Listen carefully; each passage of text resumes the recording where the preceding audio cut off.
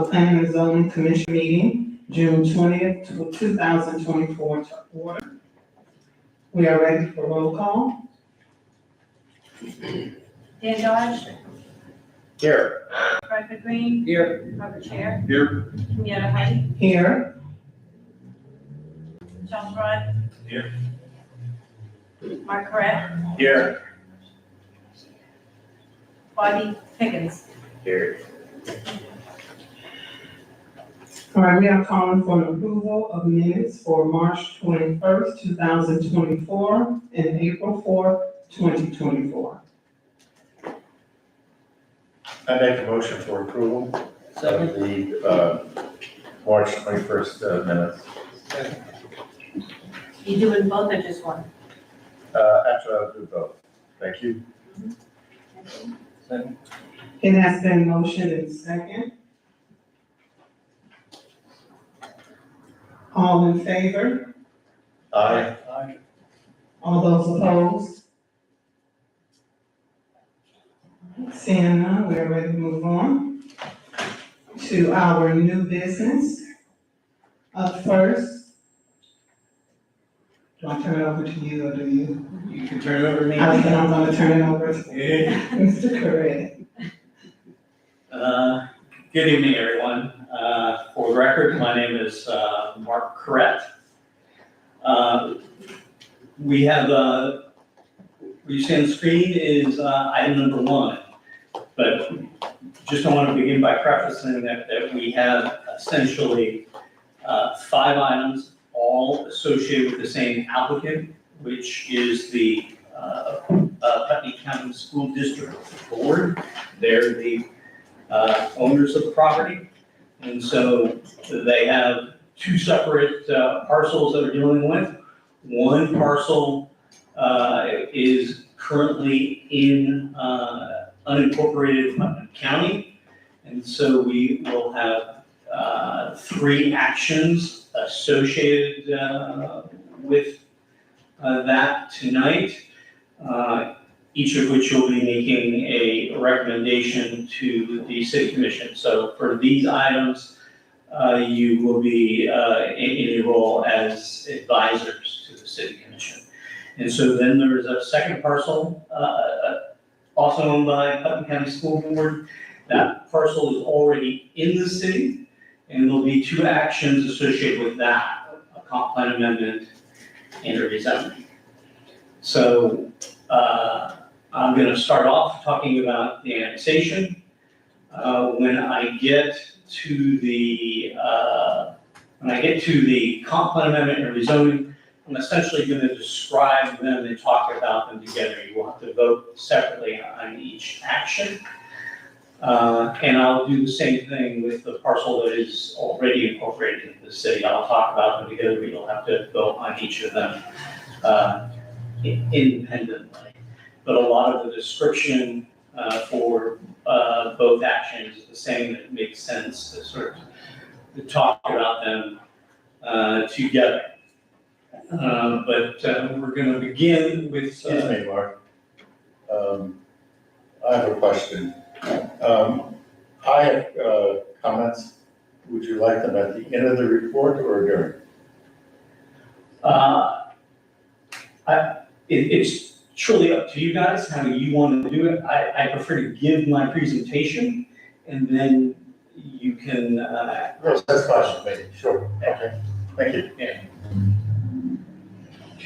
So this first item, as I said, is a annexation.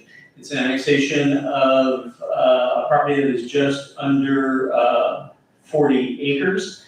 It is addressed as 1282 Huntington Road. This next slide is an aerial location map, and it shows the characteristic of the property.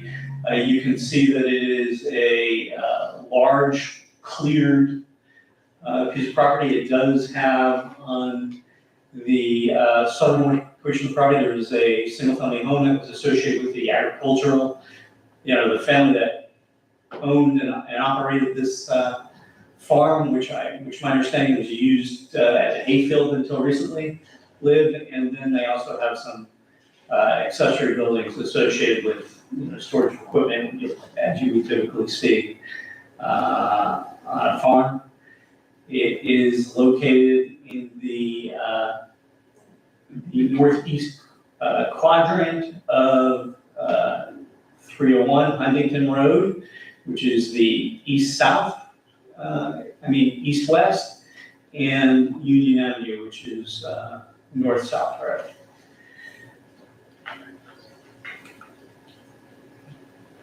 Okay, we're talking about annexation, so what you're seeing here is the relation of this subject property to the current city boundary.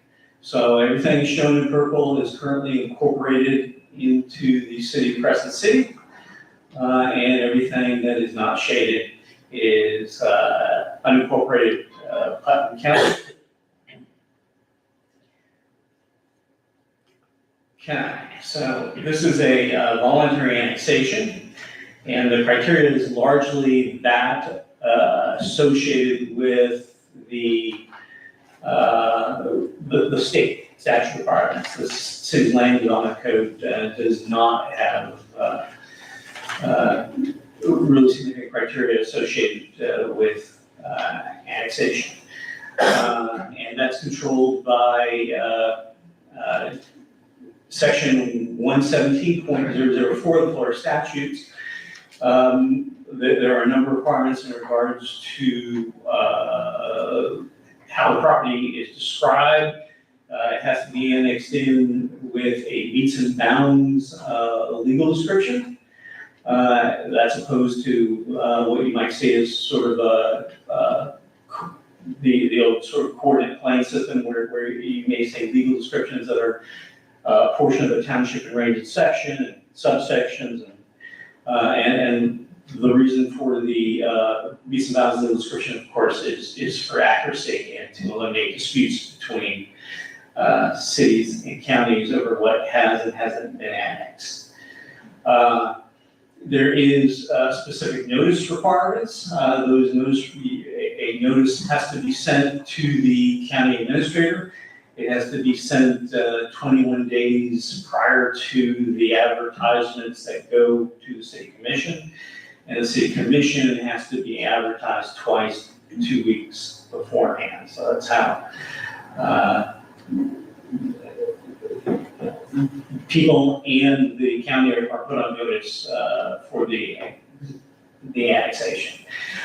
In addition, the state law requires that you can't create an enclave when you annex in property. An enclave would be a portion of the county that is entirely surrounded by the city.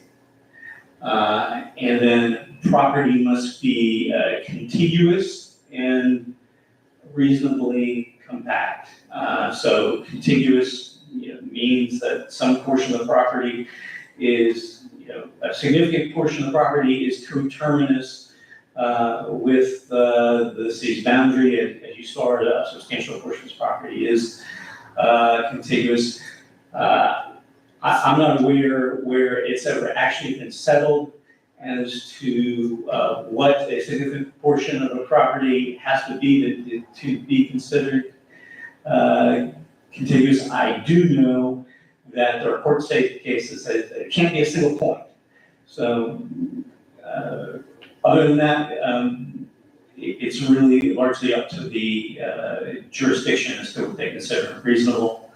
And then the other requirement is that the property be compact, in the sense that it not be something where you're not snaking down a road and up another road and then grabbing a piece of property. That would not be considered a compact. This is it's a rectangle, fairly compact shape.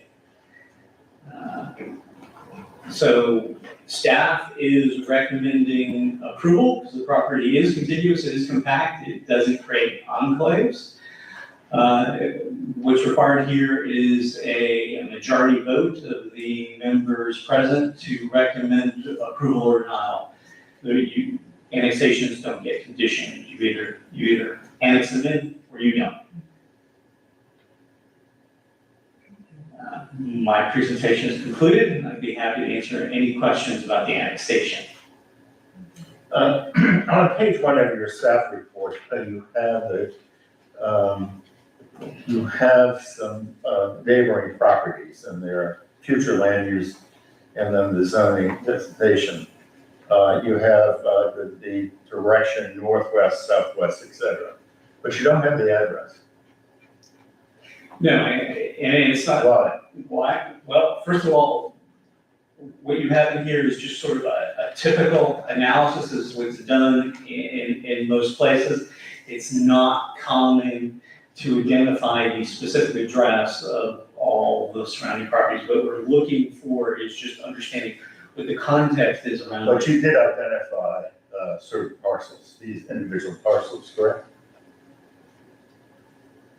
I looked at individual parcels, but when I was putting, Well, let's take north, okay? PC, industrial. You located a parcel, a piece of property? You know the address? not off the top of my head. No, but you did when you researched it, obviously. I- My point is that- If it was a My solid, point is that if you're doing the research, you obviously have the data. It would be helpful if you put it here. From my point of view, I can't judge whether it's, how close it is, whether it's within the city limits, whether it's in county. You see my point? I understand what you're saying. Do I think it's not, the surrounding land uses in regard to annexation? I'm providing it for context and to give you information. That is not the criteria on which the city is gonna make the decision. However, it's important that I have it. So in the future, I'm asking you to provide it. Since you're doing the research, you've located it, you have it at one point, if you could add it, it'd be very nice. I'll take that under advisement. Isn't most of them? Can you let me know what your decision is prior to our next meeting? I'll let you know at our next meeting. How about that?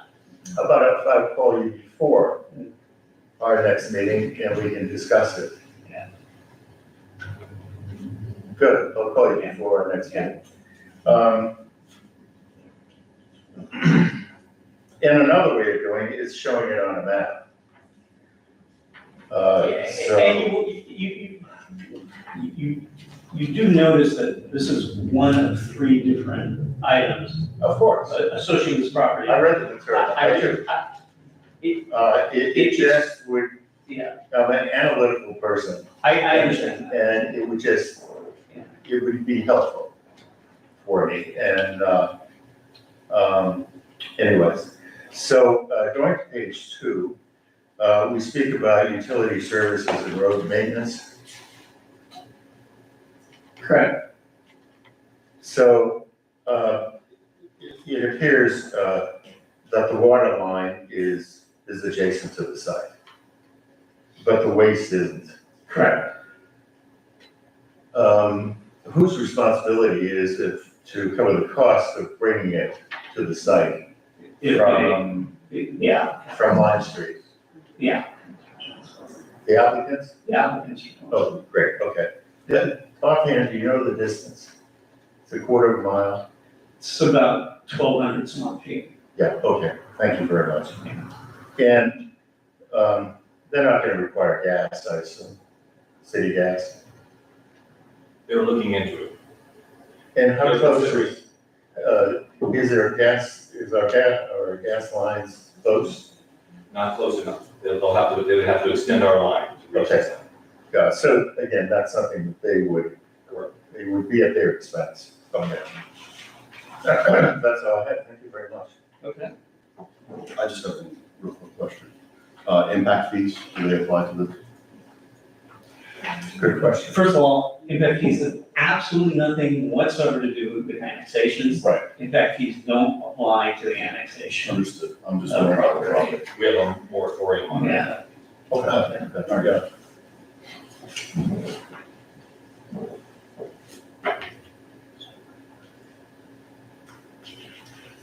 I'm good with it. Yes. Any more questions? Well, then it would be appropriate for somebody to make a motion. Either approving or I denying. have one quick question. Who wrote the ordinance? I drafted the ordinance. And then it was approved by Mr. Pickens? Is that the procedure? What? I draft the ordinance, it goes to the clerk. And also at the same time, I send it to Mr. Pickens. And Any comments about I don't see it again or touch it again. it? It appears on the city commissioner's agenda after it has been adjusted. Thank you. I just wanted to know what the procedure was.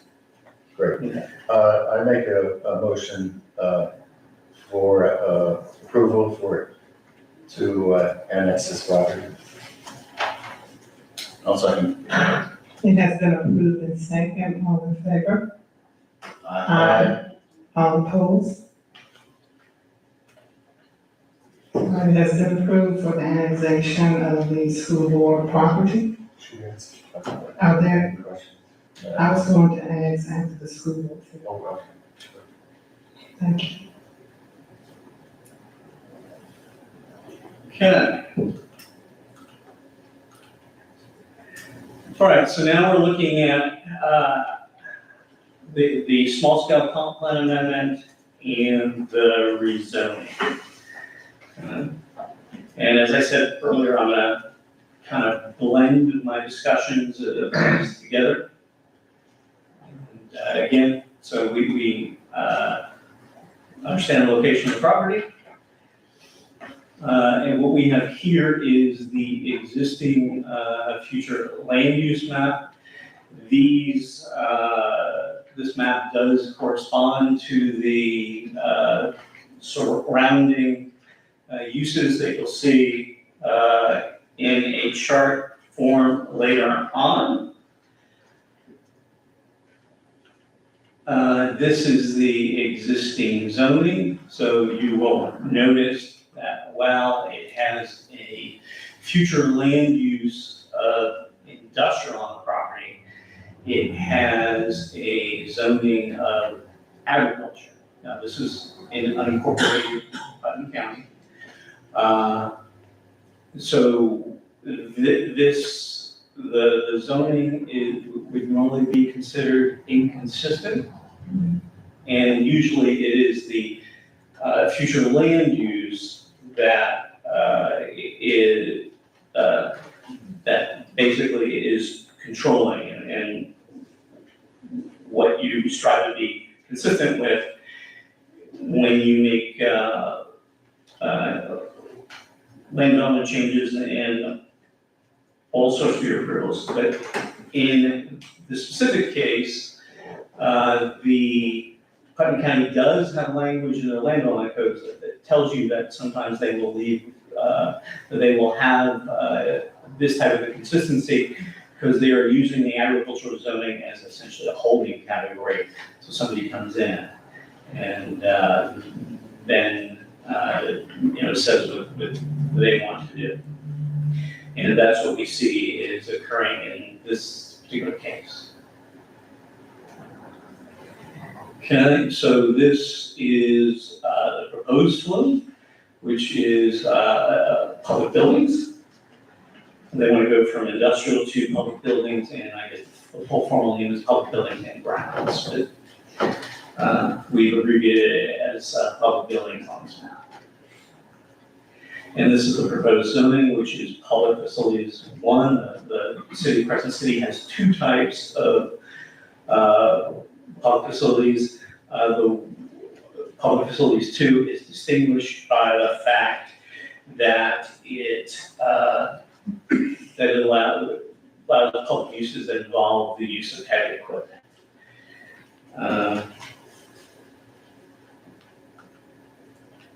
Okay, so surrounding property, the surrounding land uses. And we can see here to the north of it, it's got Putnam County Industrial.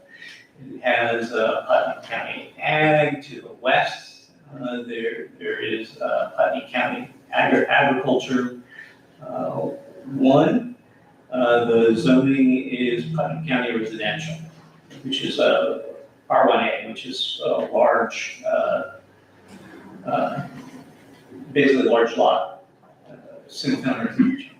Southwest is Putnam County Ag and Urban Services, again, which also allows residential type use, larger lots. The zoning designation is Putnam County Commercial and Agriculture. To the south, we have Putnam County Agriculture, and we have zoning designation of Putnam County Agriculture. Southeast, some industrial as well, and there's a zoning designation of agriculture on it. And to the east, Crescent City Industrial. Now, it's important to understand that this property to the east, which has Crescent City Industrial on it, and at future land use level, and has it the zoning designation, that is the eastern portion of the property that is the subject of the next item on the agenda. And so, just sort of generally identify the,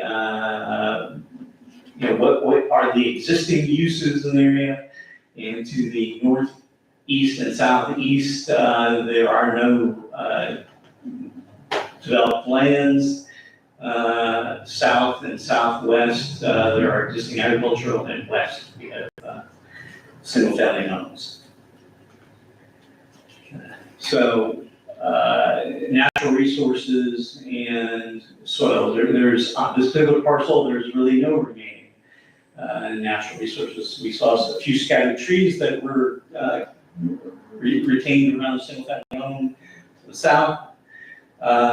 But essentially, this is a cleared, disturbed agricultural site. And as I said, to my knowledge, this was used for the production of hay. Soils, there's predominantly two soil types. To land, it's centenary. The most important thing to know and understand about those things, agricultural soils are usually really good soils, they're well drained, and they make good soils for community and urban development. And this is outside the 100-year floodplain, it's in the X zone. So high, dry, flat site, well suited for the development of school, and presumably that had a lot to do with its selection of this site. Okay, so consistency with the comprehensive plan. So there are many different policies and issues associated with the comprehensive plan. They go through identified goal 1. This is preserve and protect the city's natural resources and quality of life by establishing a pattern of development that's harmonious with the city's natural environment and provides a desirable lifestyle for the residents. This proposed amendment furthers that, this property is, as I noted, it's a disturbed site. It's well drained. Choosing this site, which has already been impacted, has saved other potential greenfield sites that could have presumably been developed for the school. Objective A11, the city shall coordinate future land uses with appropriate topography, adjacent land uses, soil conditions, the availability of public facilities. And as we've already sort of touched on, the good topography, the soils are good. There are there are facilities and service in place. It's well served by roads, there's water and sewer available. Okay. Now, there is policy, there's policy A1 11.1, which talks about compatibility comprehensive plan. This is actually taken out of a section that deals with school siting. And this is something that is in our comprehensive plan. It's also a similar policy in the county's comprehensive plan. And I'm assuming that one was essentially copied from the other. This policy says the site for elementary school, high school, private or public shall not abut lands designated industrial on the future land use map. So that creates an issue. The applicant has come forward and they have proposed a site-specific policy, which is something that can be done. Many communities do this throughout the state. There's actually language in state statute that allows you to do it.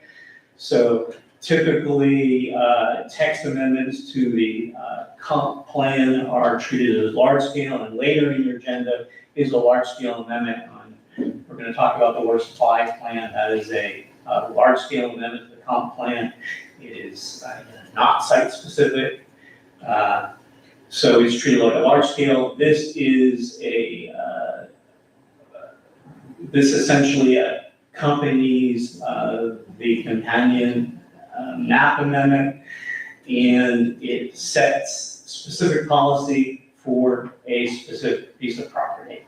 And so this is a mechanism, as I've already said, that is commonly used throughout the state. So basically what this policy says, it identifies the property by parcel number, describes its size, gives its general location.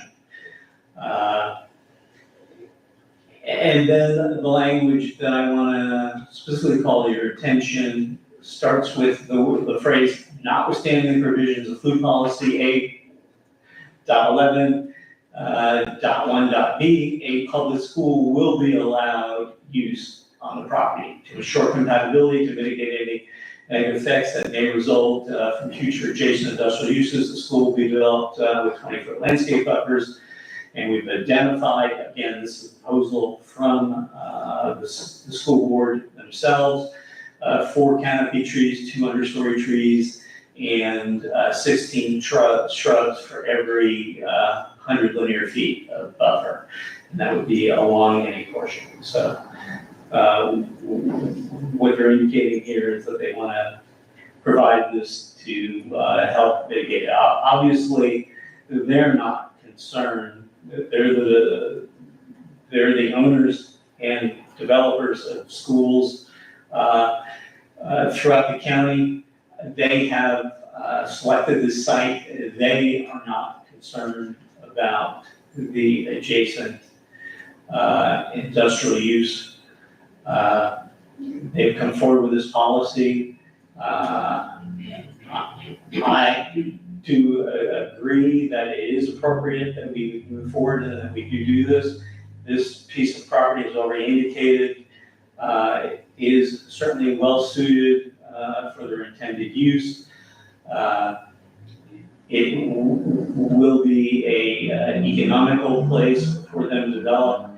The industrial uses around them are not developed to some extent. The phrase I think that Charles coined, which I think is true, that essentially the industrial in this location is aspirational, in the sense that at one point when the comp plans were developed at the county and with the city, because you saw that there were a mix of industrial uses on some of the sites that we're talking about tonight and surrounding it, but none of those have developed for industrial use. So there, so we obviously don't know how it will be developed in the future. My own opinion, experience, once you put an elementary school in a location, now, in new schools, good schools, but particularly new schools, do drive property values, or they can be in certain categories of homes, the strongest driver of property values, the presence of a good school. And certainly, people do, they do tend to attract residential development around them. So that might be something that could occur in the future. So they have brought forward this policy, and it would basically it follows that map amendment and applies to this parcel. The other key decision makers and main company decision is urban sprawl, which is there are many definitions of it, but what I've put here is leapfrog development, premature development, and development that does not make efficient use of urban services. This piece of property is on the edge of an urban area, but it is not. It's not leapfrogging out into a portion of the county that is. That's a greenfield site. In addition, as you already know, there is a friction in place. So I don't believe that this development is an indicator of urban sprawl. Infrastructure impact. So we've talked about, I've already touched on this. There's an existing 6-inch line. There is an 8-inch line at Lime Street and Huntington Road that will be extended. Looking at traffic impacts, we at the comp plan level, we really just kind of touch base with this issue. Traffic impacts are addressed when are associated with a development order, so you do detailed analysis of that. When you do site plan approval and when you trip certain thresholds. So one of the things we've looked at the curve, and this is just sort of how it's done. And this is the way the Department of Commerce, which is when we do large scales and we transmit them to the state, or if somebody were to challenge this, somebody were to discuss this, this is the type of analysis you do. So you compare the theoretical maximum of that industrial development. And the way the industrial development works out there, it does allow a very large amount of industrial development could be built on that property, which is, when you do the math, it comes out to about 1.7 million square feet. And that would generate a large number of 8,432 daily trips. We do know that the post-school will be much less, just under 150,000 square feet, which generates 1,268 daily trips, so there is a net decrease. The other thing to take into account, there is an existing school to the east, Milton Bernie. That school is going to go out of service. So whatever its demands are on water and sewer and traffic, those essentially are going to be eliminated from the infrastructure demands, and they'll be added to it. This school will have a slightly more increase, but just understand that all those trips are going to go away from the network. And there, in terms of the water and wastewater facilities, the town's plans do have sufficient capacity. Okay, so I told you I was so a lot of what we've been talking about has been in the future land use. There's also zoning analysis. most all this background that I've just given to you is applicable to the zoning as well. So, in your staff report, I, went through all of those, criteria and, listed them, as they're, as they are in verbatim up here. I summarized all this stuff, so, and I'll just go over this, in its summary form. So, need justification, the site has been selected for an elementary school. It is a suitable location. It's well suited for the intended use. Effect on property and surrounding properties. First of all, this is a disturbed site. There are not, any natural resources. Placing a school on this site will not have a negative impact on the site. And it certainly has the potential to improve property values in the area. Amount of undeveloped land.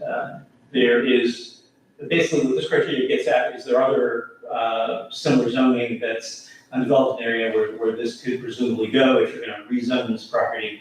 Why haven't you looked at some other vacant, similarly elsewhere? This is a public type use, public zoning. This isn't the kind of zoning that this community or other communities typically have in access. Usually it's, applied to when somebody wants to do a public use consistent with the comprehensive plan. We've gone over that issue. I've indicated that it is compatible with the companion applied for public building and ground. There is that companion site-specific policy that they are applying to the property.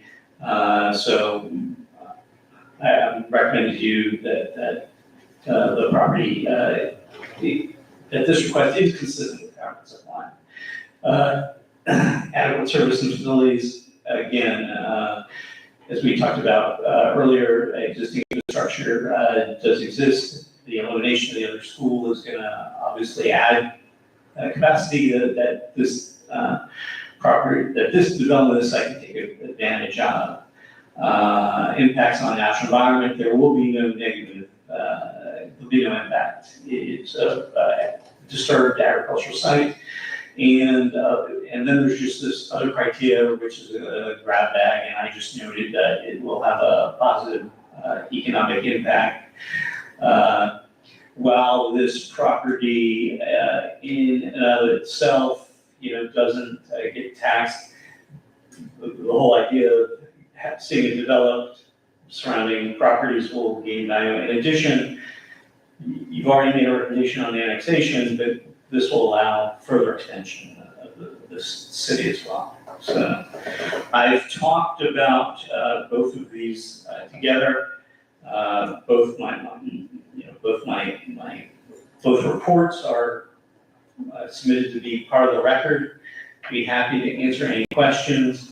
You guys need to consider each of these separately. They're two separate actions. And you can decide how you want to, you can take public comment separately, or you can take public comment on all of this together. I think it's probably the best idea, because people will tend to talk about them all together. But again, you guys have to vote separately. Thank you. Are there any questions from the commission? Yeah, I have a couple questions. When is this building gonna be constructed? When is it gonna be constructed? As soon as No, I possible. need to know, like, a year, 2 years, 3 years, not as soon as something. Well, they're gonna begin construction this year. I think now that I'm done, when you're done asking me questions, you should bring the applicant up first before you turn it over to the public, and they're best situated. I know that they're in an extreme hurry to get this under construction.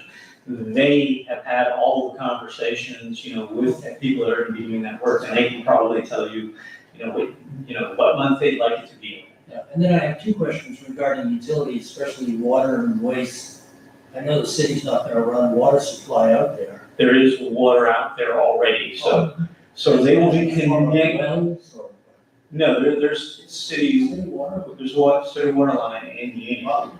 So that's why this is a very advantageous site and why it makes sense. So, when they talked about not being leapfrog development and this being, infill, that's what I'm talking about. Now, it is important to know, and we're now getting into, I'm just writing this for context. This is not at all relevant to making this type of decision, but you guys should be aware of it. So while they're gonna be connecting to the city's water line, they're gonna have to have a tank infrastructure on site that will allow them to deliver sufficient fire flow so that a fire can be fought. You won't, on a building of this size connected to that 6-inch line, they won't simply be able to connect to a hydrant and, fight, any large fire on that site, so. Okay, and I have another question. Once you connect to the water system, will that cause our water company, I guess you can say, are we adequately designed now to deliver the water that you're gonna need on that property, or is there gonna be a? Correct, and if you looked, I didn't go into detail, but in the staff report, there is information on what their actual water demand will be.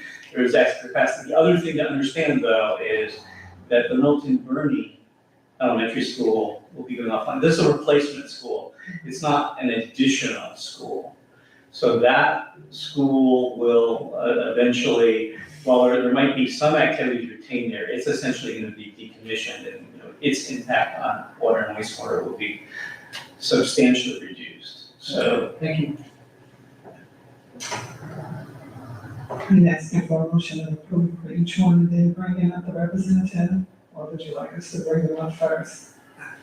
you can do it either way. You can make a motion and then you can bring the applicant up, and then you can bring the public up, or you can bring the public up, and you can bring the applicant, and then, make a motion. Okay, It's up to you. the applicant, if you are ready to come forward, I want you to come up to the podium.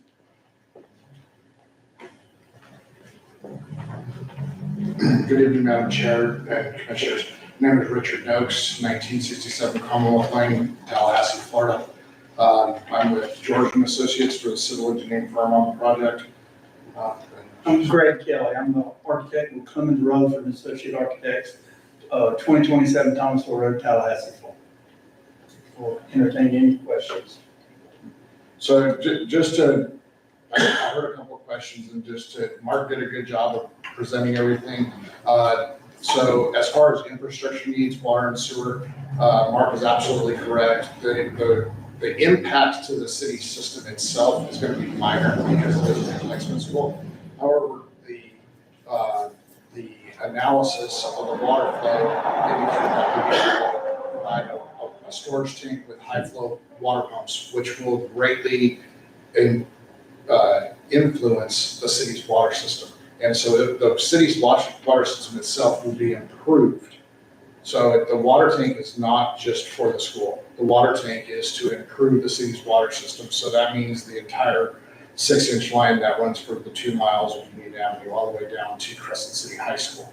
So that will improve the flow and the pressure of that water line all the way down to the high school. As far as adequate zonings and everything, Mark was absolutely correct in everything that he said. There's, as far as the buffer, it was of our opinion to try to put a vegetative buffer in. The county has stated other things about the properties that they're about, but I can't really speak for the county on that situation. Essentially, the industrial areas that are there right now are in a high source recharge area. And so you can't develop industrial land on high aquifer recharge areas. So that industrial zoning will most likely have to go away in the future anyway. Other than that, if you have any questions for me, I'll be happy to answer. When, if we can get this approved, contractor will go to work in August. And how long do you think construction? It will probably take 2 years to 30 months, 24 to 30 months. I have a question on the water reserve. Is it going to be a ground system, a cistern, or will it be an elevated water tower? It will not be elevated, it'll be at ground level. Yeah. And if I remember, it's just over 100,000 gallons, This system is about 91,000 gallons. 91, just under, yeah, thank you. I have no further questions. Thank you, Julie. Thank you, Mr. Correct. I would like to make a motion, that for the comp plan rezoning. No, you can't. Oh, I'm sorry. You can ask for a motion. Oh, I can ask for a motion. Thank you. For the comp plan rezoning. I'll make a motion that we amend the small scale future land use map in the Putnam County Industrial Future Land Use Designation to the present city public buildings and grounds future land use designation for this part. I'll second that motion. But I'd like to add a question, and obviously you're incorporating into that the site-specific policy Yes, that the applicant has requested. that is correct. Yes. That's my motion. So I'm gonna ask for you to do that one more time. So we are, Mr. Correct went over together the comp plan rezoning and rezoning together, so we have to vote on each one of those separate. You gotta vote on each one, but you also have to, it's public hearings, to ask if if there are any, and you can do that once the motion's in place, so they know what you guys are thinking. You can then open it up, you. Yes, that's what I was wondering. Okay. Because we had only one other comment and they didn't know yet which section, what area they wanted to question. They just said, I don't know yet. So I'm going to address that. So again, it has been motion and second to accept the comp plan rezoning. All in favor? Aye. Hold on, you have to ask for public comment. Yeah. Oh, I'm sorry. Are there any public comments? We have Diane Sykes. Yes. Okay. Diane Sykes, Crescent City, Florida. We've heard all the advantages, obviously, because you're proposing this, so you would give us the advantages. What are the disadvantages to having a school on this site? And like what's going to be the increase in our taxes to support the building of a new school? Does anyone know what the financial impact is going to be on the city residents? First of all, the school board is proposing this. I simply provide my professional opinion in reaction to this. No, I do not know what the individual impact will be. It's not necessarily associated with school. From what I understand, there has been a countywide bond issue, right? So that bond issue is funding improvements to schools countywide. So this is part of that, and from what I understand, it's one of the first schools. So while there have been increased costs to the taxpayers associated with this, I think you've already experienced it in your tax bills. And I am unfortunately, this is not my area of expertise, and I can't tell you how much you are in fact, paying it individually, and obviously, it depends on your individual situation. Okay, so, I guess my question is, what's wrong with the current school? Is it, I don't know anything about the school as far as its physical condition or its ability to support the growth that we potentially have here in the community. Does anybody? That's not my area of expertise, but just from some of the, meetings that I've had an opportunity to, attend. Most of our schools are old and are not up to par like 21st century. And so I think that was one of the things that they considered in determining whether or not they wanted to, the need to build new schools. I mean, we have our superintendent here, so I don't know if he would like to come up and speak on that.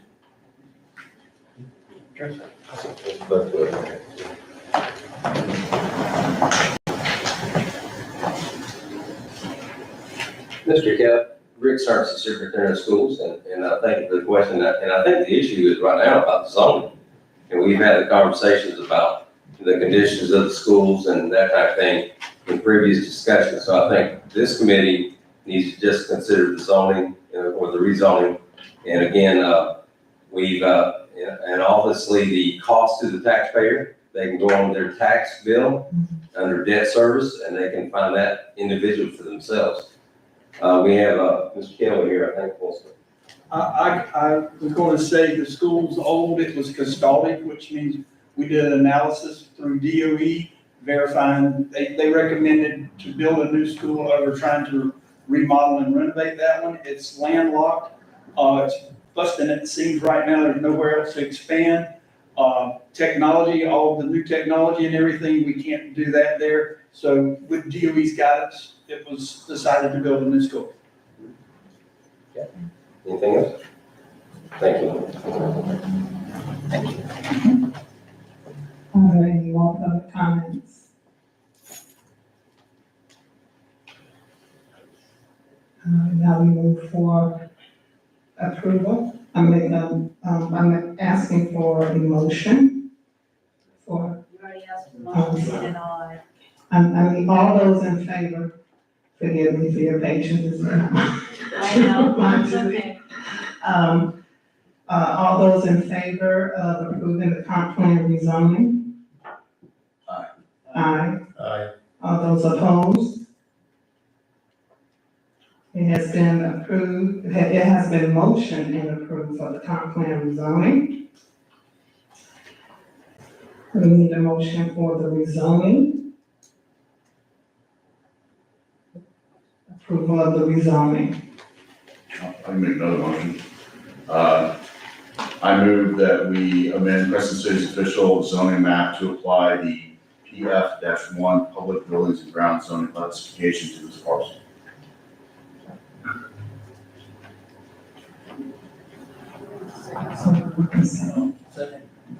It has been motioned and second for the approval of the rezoning. Moving forward, Mr. Curran to the school board city property. Okay, so, We need a. I needed yeah, Public comment on. Oh, I'm sorry. public comment and then an all aye. Are there any public comments on the rezoning portion of the presentation? Seeing none, all those in favor say aye. Aye. All those opposed? All right, it has been a motion and second and approved for the rezoning, and we will continue to move forward with the section 2 school board city property. okay, so, these two items, again, I'm gonna talk about them together, or we'll have to address them separately. So this is a property that is a 19.4 acre parcel.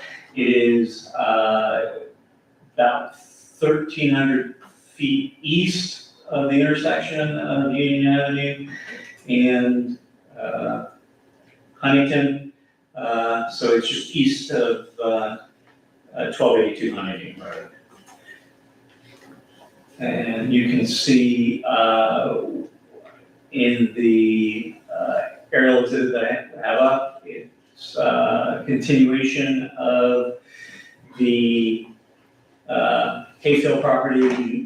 Much of it is been disturbed.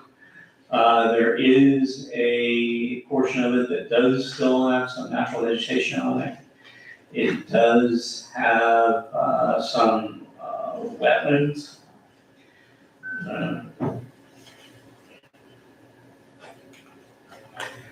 Again, here is the, we're now looking at the existing flume. You now see, this is the part that we just voted on. This is the part that's currently in the city, and it has industrial designations on it. And this is the existing zoning. It is zoned industrial. We just talked about the agricultural to the west. So the proposed flume is the exact same as the previous item, public buildings and grounds. And the proposed zoning is PF1 again. So this is all going to be used as one continuous site. Just, this portion of the site is, my understanding, is going to be primarily developed with stormwater facility for the site. So most of the intense development will occur on the western portion of the property. And again, we have the surrounding land uses. Many of which are the same. So I'm not going to read this list to you, but just sort of going back, what sort of additional that wasn't looked at previously are some agricultural zoning to the east, and there is to the south of this industrial zoning that was talked about when we talked about what was identified as the southwest. Okay, so this site has no open access, in the front. There is some platted unopened roads to the west of this, but this site is going to be accessed through the property that was the subject of the last three actions that you took. And so the soil characteristics of this site are very similar to it. It's an area, so that's a well-drained soil, well-suited for urban development, but there are some Hantu soils on it which are identified as poorly drained, which you would expect. I identified earlier that there are some wetlands up in that fringe, so those are poorly drained soils. And most of the site is outside the 100-year floodplain with no remaining natural resources. There are, up in that northeast fringe, there is some wetlands already noted, and there's FEMA A zone, so that's a property that has a 1% chance of flooding in any calendar year. They're going to avoid any impacts to that area with their proposed development.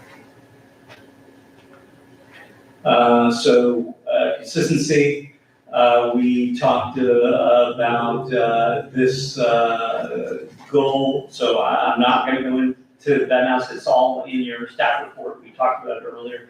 It's part of the record. But we are relying on, essentially the same policy guidance as previously. And there's that same issue of being adjacent to industrial that has to be addressed. And so they have developed the very similar site-specific language. This, of course, references this particular piece of property. But in all other aspects, it's identical to the policy or it's a portion of the policy that I read you in full last time. So I'm not gonna do that again, but again, that is in the staff report, which is part of the record.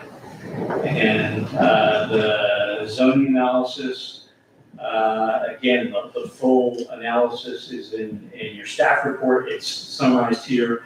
I am not going to go through each of them because I'm relying on the same reasoning for this site as I did for the prior site. But we do have noticed that the criteria they talked about, I think previously I said there'll be, no impacts to natural resources. That will still be the case with the development of this site. Those resources are there. There are wetlands, there is floodplain enablement avoiding it. As I indicated to you earlier, that portion of the site is going to be used for the stormwater, so it's very easy to design ponds that are not going to be impacted. This is a site that will allow them to expand in the future without any need to impact those resources. And so, recommending approval based on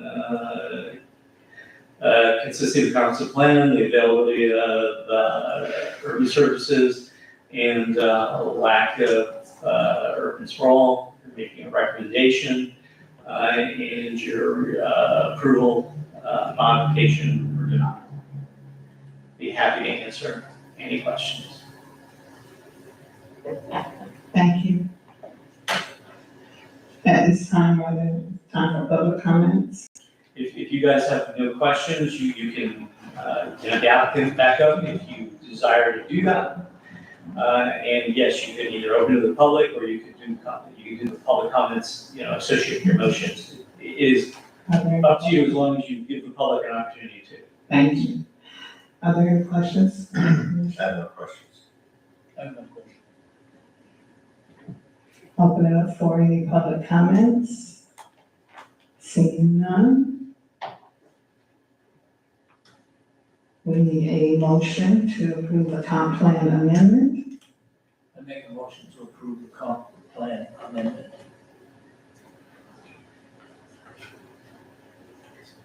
I second it.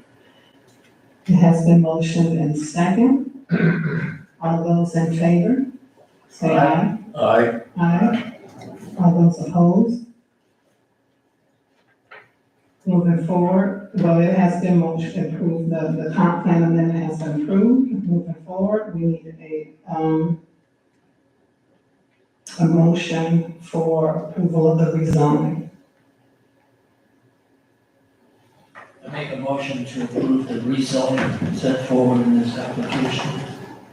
Second. It has been motion and second. All those in favor say aye. Aye. Aye. All those opposed? It has been approved, the rezoning as stated in the staff report. Moving forward. Next on the agenda is the McDonald's.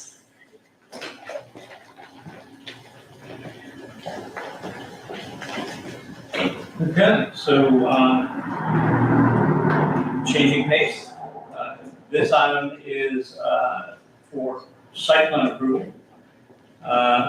This is a request, by, Craig McDonald with Corporate Property Services on behalf of McDonald's Corporation.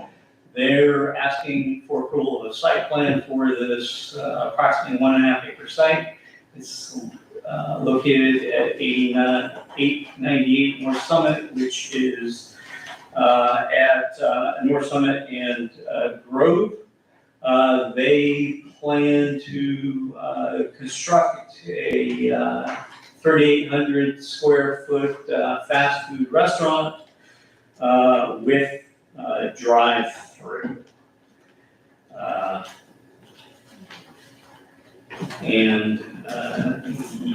Let's say, I don't know, this is, showing the location, right now, it's a heavily wooded site. I think the surveyor did cut line from the property, so that's the only impact that I'm aware of. And so this is just one representation site plan. Obviously, you guys have a voluminous package, and that you've had a chance to, I'm assuming, to at least peruse. It's, certainly not our intention that you will have scrutinized everything in this.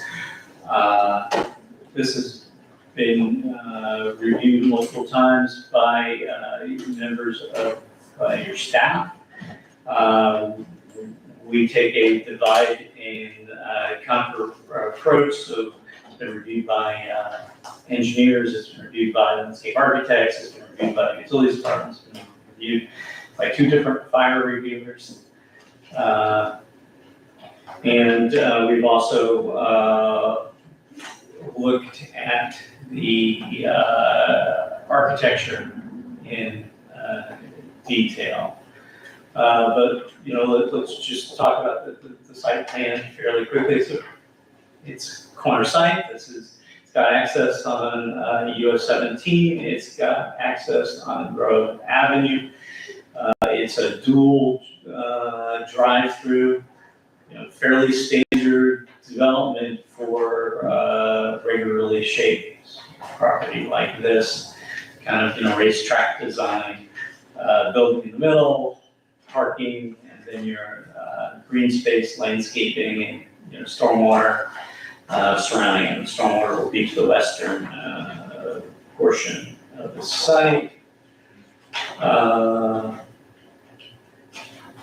I do want to mention, while it's not shown on the site plan, there is, and it's in your packet, there's a traffic study that has been reviewed by myself and by your engineers. In addition, though, it has been reviewed in detail by FDOT. This project did recommend the applicants did recommend a southbound left turn lane into the site. It is not shown on the plan because FDOT has not indicated at this point exactly how they wish it to be designed. They obviously have standard details for how all these things get designed. But when you look at a very specific road, they then have to adjust those details, and they'll indicate what they want, and there'll be some discussion with them, the applicant. So they will have to get an FDOT permit. And so as part of that permit process, the actual details of that turn lane will be identified. And this shows the architecture. We're looking at the front and the non-drive-through side. So this is a brick facade. They've made extensive efforts to comply with the standards of our design standards, which were adopted in 2018. I don't think there's been a whole bunch of development that has gone through and been compared to these standards, but this one certainly has, and so you can see it has, it's not designed like the most modern corporate McDonald's. It does feature that red brick. They have buried the roof line, and you can really see it that well, but the roof itself is stepped, and so this is the drive-through side, and a typical McDonald's the drive-through side is a very clean treatment. They have not done so in their case. So there's equal treatment for the drive-through side, as the other sides of the building. Again, brick facade, step building, varied roof line. So in your staff report, we've indicated, just provide you basically some basic statistics about the project. I'm not going to go through those in detail. The applicants here, they can answer any questions, but I'll be happy to answer your questions as well. Staff is recommending approval. They will be required to obtain a number of outside agency permits, not only for the road, but also for their water and wastewater facilities. So that all gets reviewed by city staff, but also goes through you. Okay, I have a couple of questions regarding this. Is there a McDonald's representative here? Yes, sir. Fantastic. Fantastic. Good evening. I have a brief presentation. You want to see it, but Mark's done a real good job. I can answer questions. You guys tell me what you prefer. I looked over these, I think you've done a great job, especially on the landscaping avenue there. What I want to say is, one of the things that I would like not to see in this community is what Wendy's did.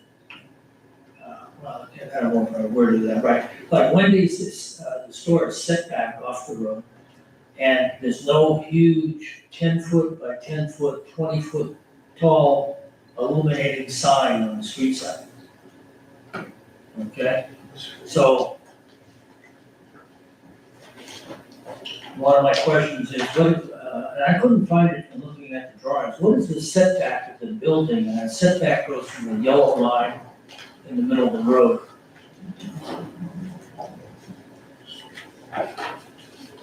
And you can just get. Yeah, I mean, it's maybe 60 feet, maybe, something like that. I'll tell you exactly what you want.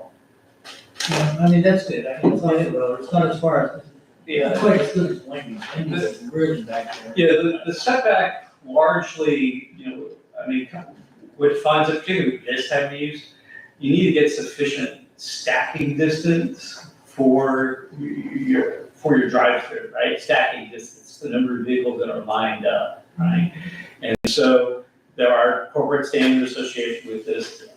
The city, in and of itself, doesn't have standards that it's up, but that is something that we're looking at. Okay, and then my next issue is, it's a little thing that says project review, little paper, because, but they talk about the parking, landscaping, traffic, and then they talk about building design. Okay, I think this is an attractive building, okay? But I question this statement here. It says the building will be predominantly brick exterior with specific architectural details complementing the city's historic charm. This is a big brick square with illuminated signs on it. I don't see any shape or form here where it's going along with the city's charm unless I'm completely uninformed. Well, we had a lot of different materials shown. First off, Craig McDonald with Corporate Property Services on behalf of McDonald's Corporation. We had a lot of different elements on this building that really didn't comply with your code. We came up with one primary,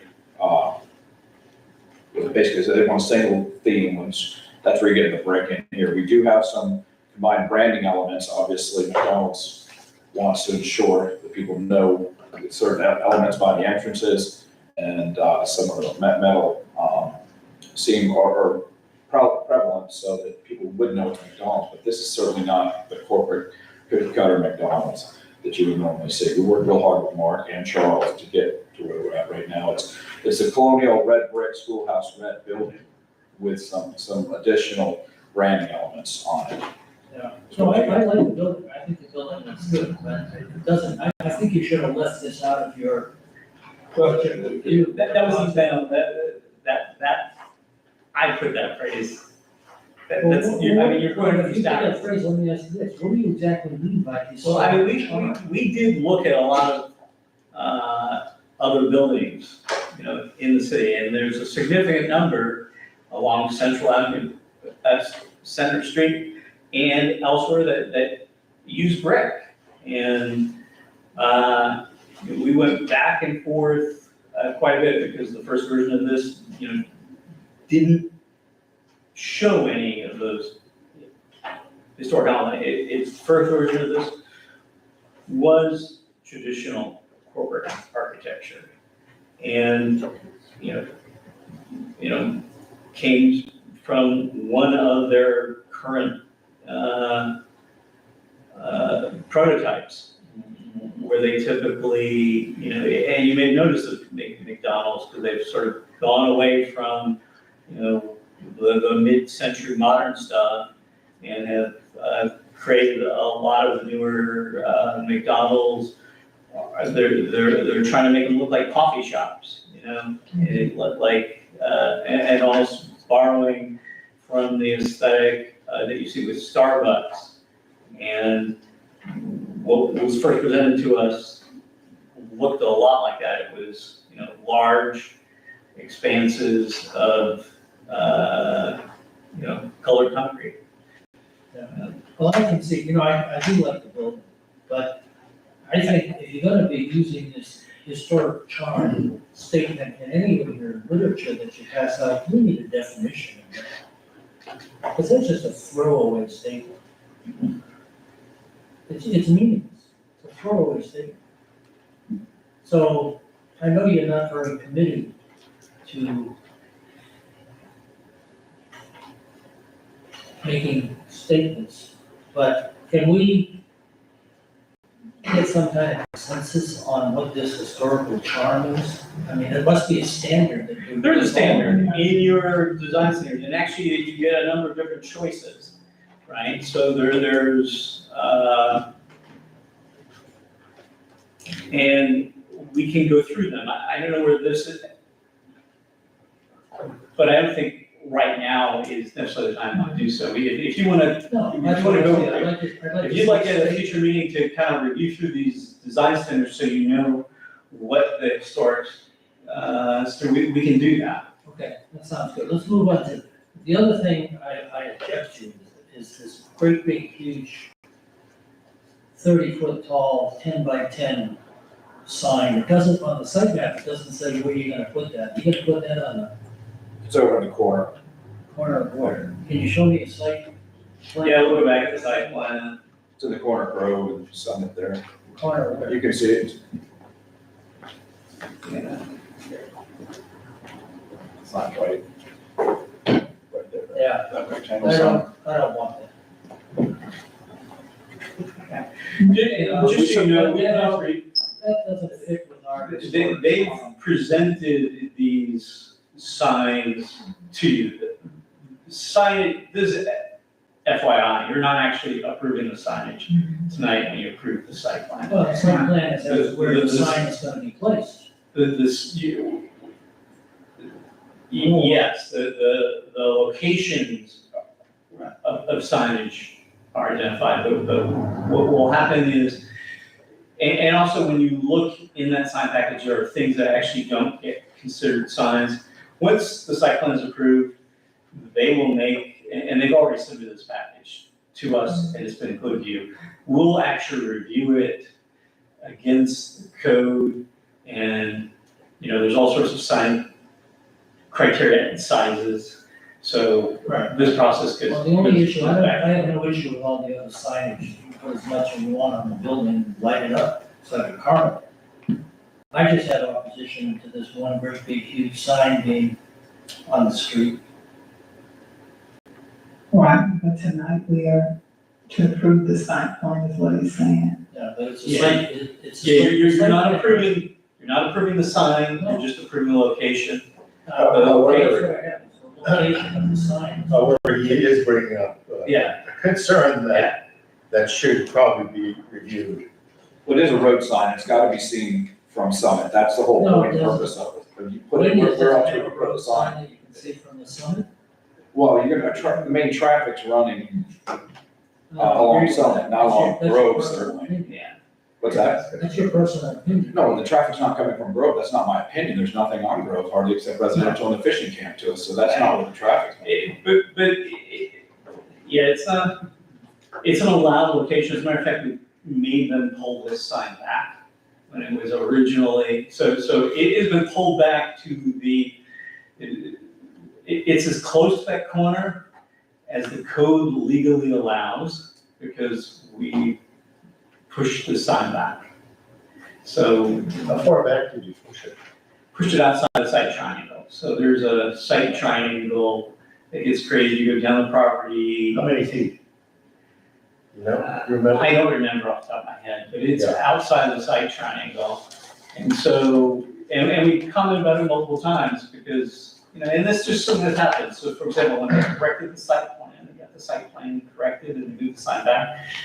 The landscape plan still showed the sign, you know, forward. And of course, you design landscaping around it, so obviously that to be consistent. So we do look at that, and, you know, this does meet the code minimum, so you guys, if you would like to opine that you don't like the code minimum, you can do so, but that has absolutely nothing to do with your decision Not tonight. today. And it is not a basis for voting, you know, not to approve. So you You have a question? Yeah. Okay. I'm just curious, will your restaurant have a generator? No. Okay. And I tried to look at the tree plan, but it's buried within the plans, and I don't want to take the time. What large trees do you have planned for the site? I looked at it, but I forgot. There's quite a few.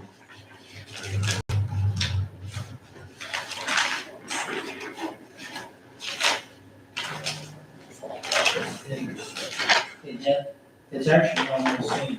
I mean, we do have a statement about it, that doesn't have to show it. There's, so in the staff report, it says the following trees and shrubs are proposed: 47 trees consisting of American holly, magnolias, oaks, and bald cypress. There are 278 buffer shrubs, 225 more. So this will just, It's the native trees. knowledge. Yeah. Yeah. You got it, the native trees. So, magnolias, don't they take a lot of water? My background's in planning and not landscape architecture, so I I think really. they take an excessive amount of water, so, I think in today's environment, you know, saving water, it might be considered. The other question I have, reconsidered. Okay. I think the other selections are fine, but the magnolias I have concerns about. The other is the turning lane. Yes. And obviously I understand that if you don't have the details, you're not showing it in a site plan. Right, at this point, But are you committed to putting in the turning lane? we are, and I've got a little more detail than Mark had for you, because we've had some calls in the past week. You've got enough DOT. Okay, Yeah, great. we're gonna be putting in a 290-foot southbound left turn lane. It's called skip striping across, it'll go across Grove Avenue to go into our site. They've sent us back, we've traded emails back and forth, we're gonna put a design together and go back to them in the next 3 weeks. I have another conference call with them, so that prior to us submitting, we have it all pretty much worked out. There'll be 12-foot lanes, like 11 or 12-foot lanes wide for the turn lane, and then the surrounding lanes. And what's your timeframe if everything goes well? I mean, Well, what you know today? we certainly would like to be under construction by September. I mean, obviously you can see the site's got a lot of trees on it, so we need to pull a clearing, grubbing, tree removal permit, which is probably the first thing we do. Go and pull our lift station permit, and then the vertical construction will hopefully come out in sometime in August, and they want to open this before the end of the year. Yeah, I would. The driveway we talked to Mark already about this, driveway may need to be phased based upon us putting that turn lane in, so maybe on Summit there wouldn't be access when we first open up. While we're working to complete that turn lane, it should be under construction by that time. It just takes a little while to work it out with DOT, and we're trying to do that homework up front so that we can move through the permitting process a little bit cleaner. Any further questions? I just want to say thanks for coming down to the presentation. Yes, sir. Answering questions. Thank you. Thank you. You mentioned you had a presentation. Did you touch on everything that you needed I to? think we did. The turn lane was one. Mark touched on everything else that I was gonna bring up to you guys. We do have cross access to the parts of the south that we're putting in. One other piece that we didn't touch on there. And then we're installing sidewalks, as you can see, all along Summit and Grove Avenue. We have ADA connections from the building out there, out to the street as well. Are there any heritage trees on the site? You know, Not really. I mean, most of it's pines. Yeah, I think the property, when I went and looked at it, it looked like the property had been timbered sometime Oh. in the past. Yeah. Because it was, you know, when the trees are in eerily straight lines, you know. You think it was clear cut? I think at some point in the past it was, because the trees are like planted and they're. Sure. And we're also working with St. John's, on the surface water permit here with the retention lake in the back as well. Yes, yeah. We're already into that permit. I think they're out at the site today, just walking. It's amazing how important those retention ponds are and what, how large they need to be. Yeah, it's amazing, right? They don't want the site flooding. Really dictates what you can do to the site in many ways. Yes, sir. I have no more questions, thank you. And I know this has been in the planning phase for longer than some of us have been on the planning and zoning commission, so it's, you know, finally coming to fruition, so thank you for, hopefully coming They're and sharing excited. with us. McDonald's excited to construct this restaurant and get it open. Good time. All right, thank you. I have one other question. If we go ahead and approve this tonight, the site plan, are we approving the placement of that sign? The one on. You're approving the location of the sign because it meets the code minimum.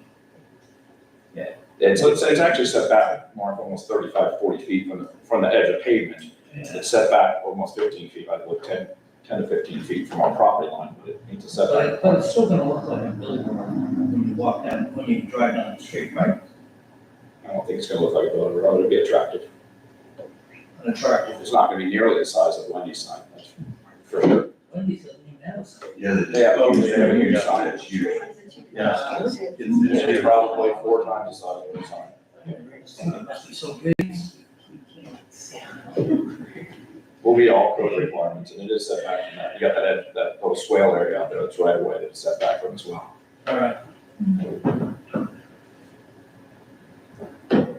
Any further questions? Any, I'm gonna get back to that, thank you. Are there any public comments?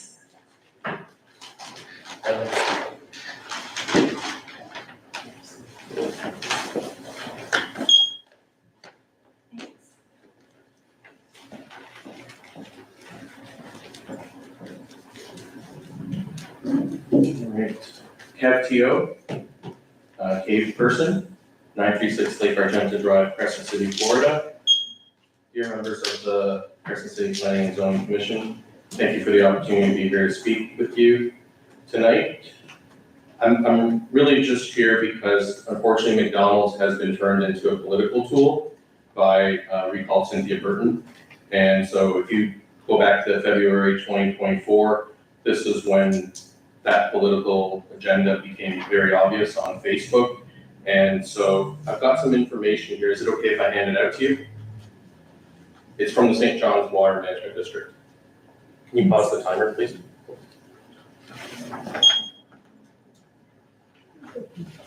Thank you. It's for the timer. Can I have a copy?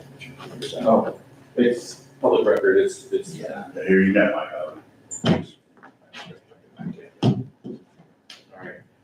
I want to say before I start getting into some of my main points, I absolutely support McDonald's right to come here in Crescent City, and I think they would be a welcome addition to Crescent City. I do not support the manner in which this has been presented, and especially the fact that McDonald's has been used as a political tool. So the site plan that you have presented in front of you today does not conform with the Crescent City Land Development Code in numerous areas. And as well, the letter that I provided to you dated May 31st was not included in your packet. And I think there's very important information in there that I'd just like to touch upon briefly. So if you go to the Land Development Code, section 2.2.2, section 5.2.27, unfortunately, I don't have the time to go over it. I believe those sections are not met under the site plan.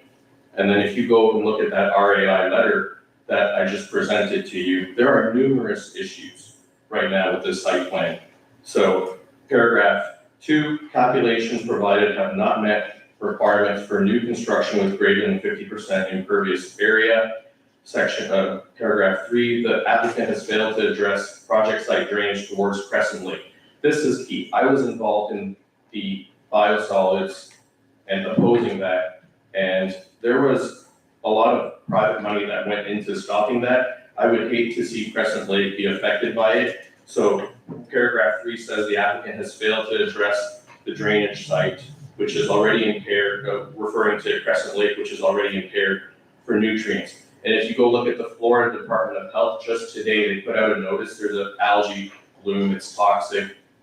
Don't swim, don't let your pets go in there. So this is a real concern that has not been addressed. Paragraph 4, no satisfactory updated environmental assessment has been provided. And the site visit was done yesterday from the St. John's River Management District, but they have not released their results yet. So I've got 20 seconds left. I want to say I fully support McDonald's right to come to Crescent City, and I hope that they will do so in the future. But I think right now we need to do things the responsible way, the correct way. And that is right now to hold off and wait on issuing this approval for the site plan until all the permits have been done. That's what the ZBOA does in Putnam County, and I hope, thank you for your time. So, if I may, this will all be addressed in the permit, correct? Correct. This is just RAI. It would be as if, taking one borrow their RAIs and reading it. It was had a whole list of issues that we had problems with. They're not gonna get the permit if they don't address these things.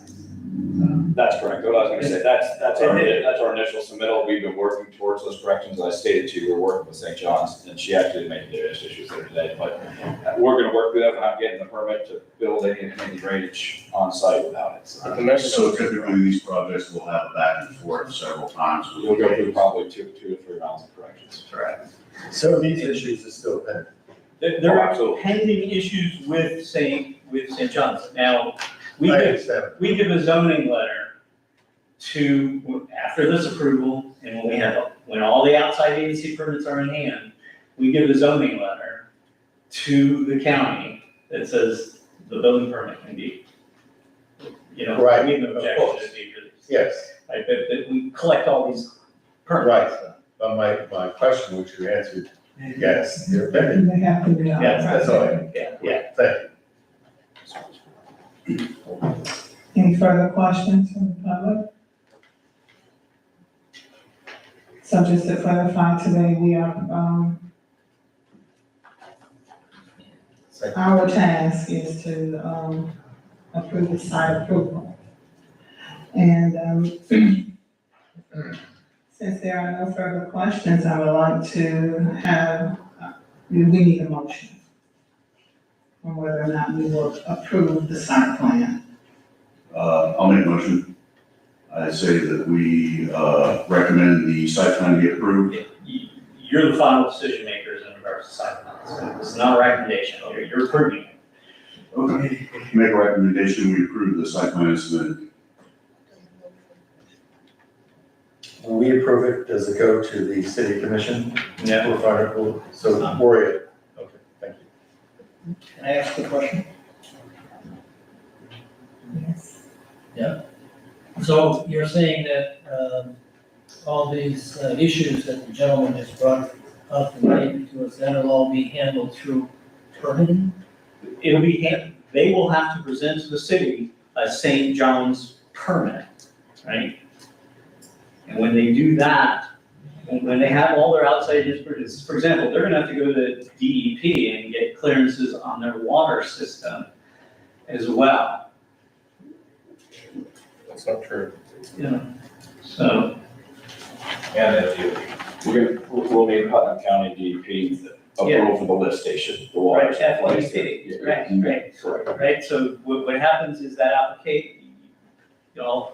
that application gets endorsed by your, public works director, they can't even submit it till he gives, that endorsement, it then goes to DEP, because there's a lift station associated with it, it's gonna be a private lift station, it'll be there, we'll maintain it, right, but it's gonna be connected to the city's system, that gets approved by FDEP. FDEP wants our signature on that document first before they even review it. Okay, so these issues will be brought up. They will not get a permit from St. John's till they, Satisfy, right? And let's assume there were some item, this is a pretty standard RAI. But, you know, if they weren't to do so, that they end up having to go to a board hearing in Palatka, you know. And and it would all get addressed publicly as well, there's notices of those meetings, so. okay, Our team is working towards addressing each and every one of those comments in that letter. I mean, we're not getting a permit without it, so. and I second. It has been motioned and approved in second. All those in favor, say aye. Aye. All those opposed, Thank you. the site plan for McDonald's has been approved. Moving forward to the St. John's Recovery Place. No.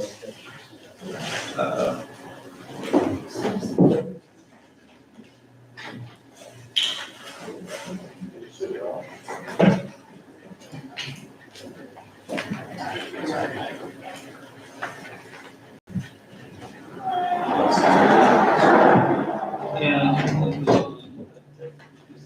the connection or did the battery stop? One says battery.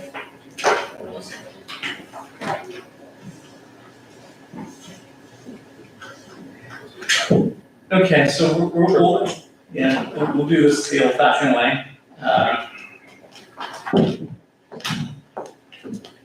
Can Oh, wait, no, the computer's locked up. Karen, I think the computer's locked up, hold on a second. Okay.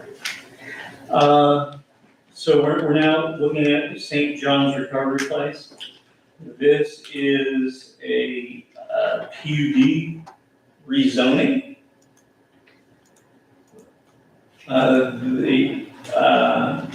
So associated with the rezoning of this property, there is a development agreement that's attached to it. And part of the development agreement is an overall development plan.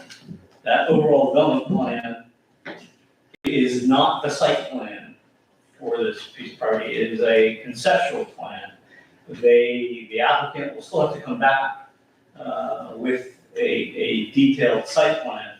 So while a number of issues are looked at and addressed with this rezoning.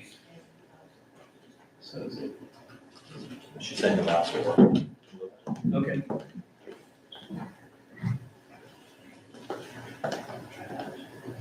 You got it. Oh, okay. So, I guess the only, so members of the public understand, so there's an entity called, 111 North Summit Street LLC, they're the owners of the property, they're requesting this amendment to the zoning map. They want to apply the planned unit development zoning classification of this property. And this property is 7.5 acres. And they, as the name implies, it's located at 1125 North Summit. Now, and I'll get into a little bit more details, but this is a very technical thing I want to talk about. We're rezoning this from PD to PD. That is actually the proper form in which we're doing it, but it from, a common sense layman's perspective, it doesn't make sense if when you look at the ordinance title, for example, it says we're literally rezoning from PD to PD. And I'll talk about that a little bit more later. But what we have here is the site. It's currently developed. And so you can see there's an existing main building on the site. It currently houses their existing use, which we'll talk about in a second. So this is on the eastern portion of the property, and it is set back about 150 feet. And the western portion of this property is essentially an open field. And so, as I talked about, we have a map here that says existing and proposed zoning, both of which are exactly the same, PUD. And this is the existing flume, just showing you that it's got a commercial future land use designation on it. And here are the surrounding future land use designations. Okay, so St. John's Recovery Place. It's an existing inpatient residential drug treatment facility. It has been in existence since 2018 and has operated continuously since then. That existing building that they moved into is a 21,500 square foot building. It has 45 residential beds in it. When they came forward to be approved by the city back in 2017, they were approved for 60 beds. So they're not up to with the maximum number. That number was designed, to make sure that they, had adequate growth and wouldn't have to come back to add beds. And as I already said, the building's situated in the east. There is, interestingly enough, an existing helipad on the property. The facility is gated. It is heavily landscaped. It's screened from the public. If you drive past the use, you wouldn't, know what happens there. So it's kept very quiet and secluded. About the helipad, they have absolutely no use for it. It is used, to address this in staff report, it is used quite frequently by public safety agencies throughout the county. But it is a public benefit they've been providing, which is a no benefit to themselves.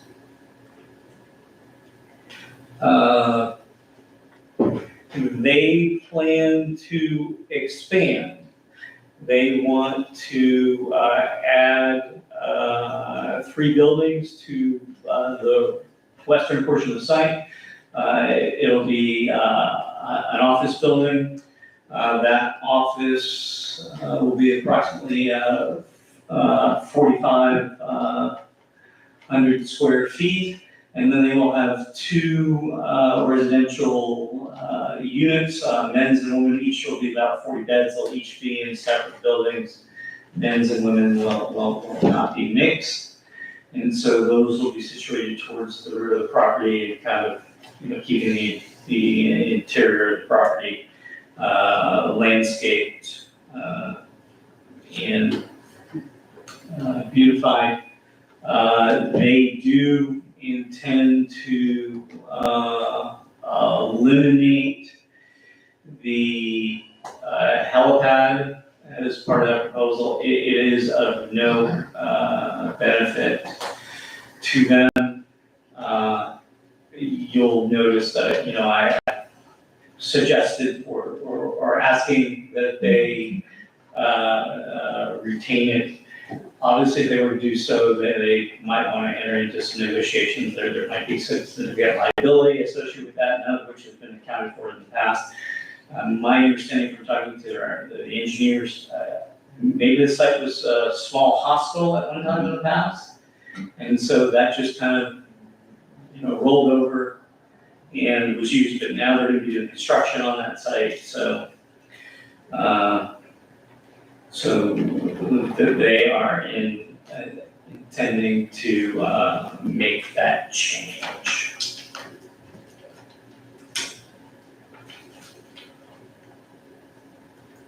Okay.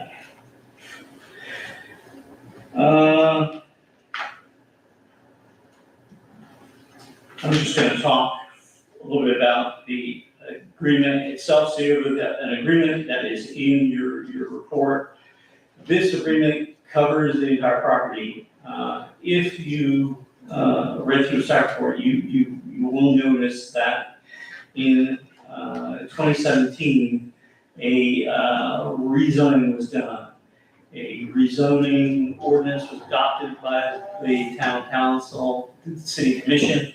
It identified some performance standards, but it provided that they would come back with a overall development plan, and that they would come back with a development agreement. And they had 1 year to do so. That requirement was never enforced by the city at the time. So when they first came forward, we had a difficult time attempting to try to find what we thought were the agreement in that plan. As we subsequently learned, it just wasn't done. And so because it was a building, they were allowed to proceed directly to obtaining building permits and approvals, did interior rehab, and opened their site. So that is why we have an agreement. Normally the way this would be done is the existing agreement, and this would come forward as an amendment to that agreement. And so we'd be seeing a PUD that amends an existing one. This is basically a brand new PUD, and so we've established uses and setbacks, for the entire property. And so we're essentially doing, what that step that hadn't been done with it. So what you have is a draft agreement in your staff report, and it looks like this. And so much of it is just is establishing who the agreement is, what it's called between the city and the landowner. And essentially what this does is it creates custom zoning for the property. So a lot of these parameters that you see in here would be what you'd see in a zoning category. So there's, things like building heights and setbacks and all that. Those are the setbacks that will apply to this property, and they're being especially applied to that property with the planned development agreement. And so those are things that you would typically see in any agreement. But then there are performance standards that are site-specific to this property. So so most of that stuff, which is just the standard development criteria, is on page 2. It's seeing it again, heights, setbacks, buffers, and again, this sort of continue with the theme that we've already seen with development property. They're going to be screened, the screen is going to be opaque. They're creating a sense of privacy, and when people come to visit there, they won't be leaving till their treatment is completed. They're not going off-site, they're not visiting, local shops, visiting local restaurants. This is gonna be a self-contained, screened piece of property. And again, they're gonna keep the theme the same in the sense that, it's over from the outside, you wouldn't know what it was unless you had, a reason to. And so, and then there is some language that's, specific to this use. It's very controlled access. There'll be one access point. It'll be the access point on Summit. That's where people will go in and out and access the property. It specifically says the outdoor areas where patients will be screened from public view.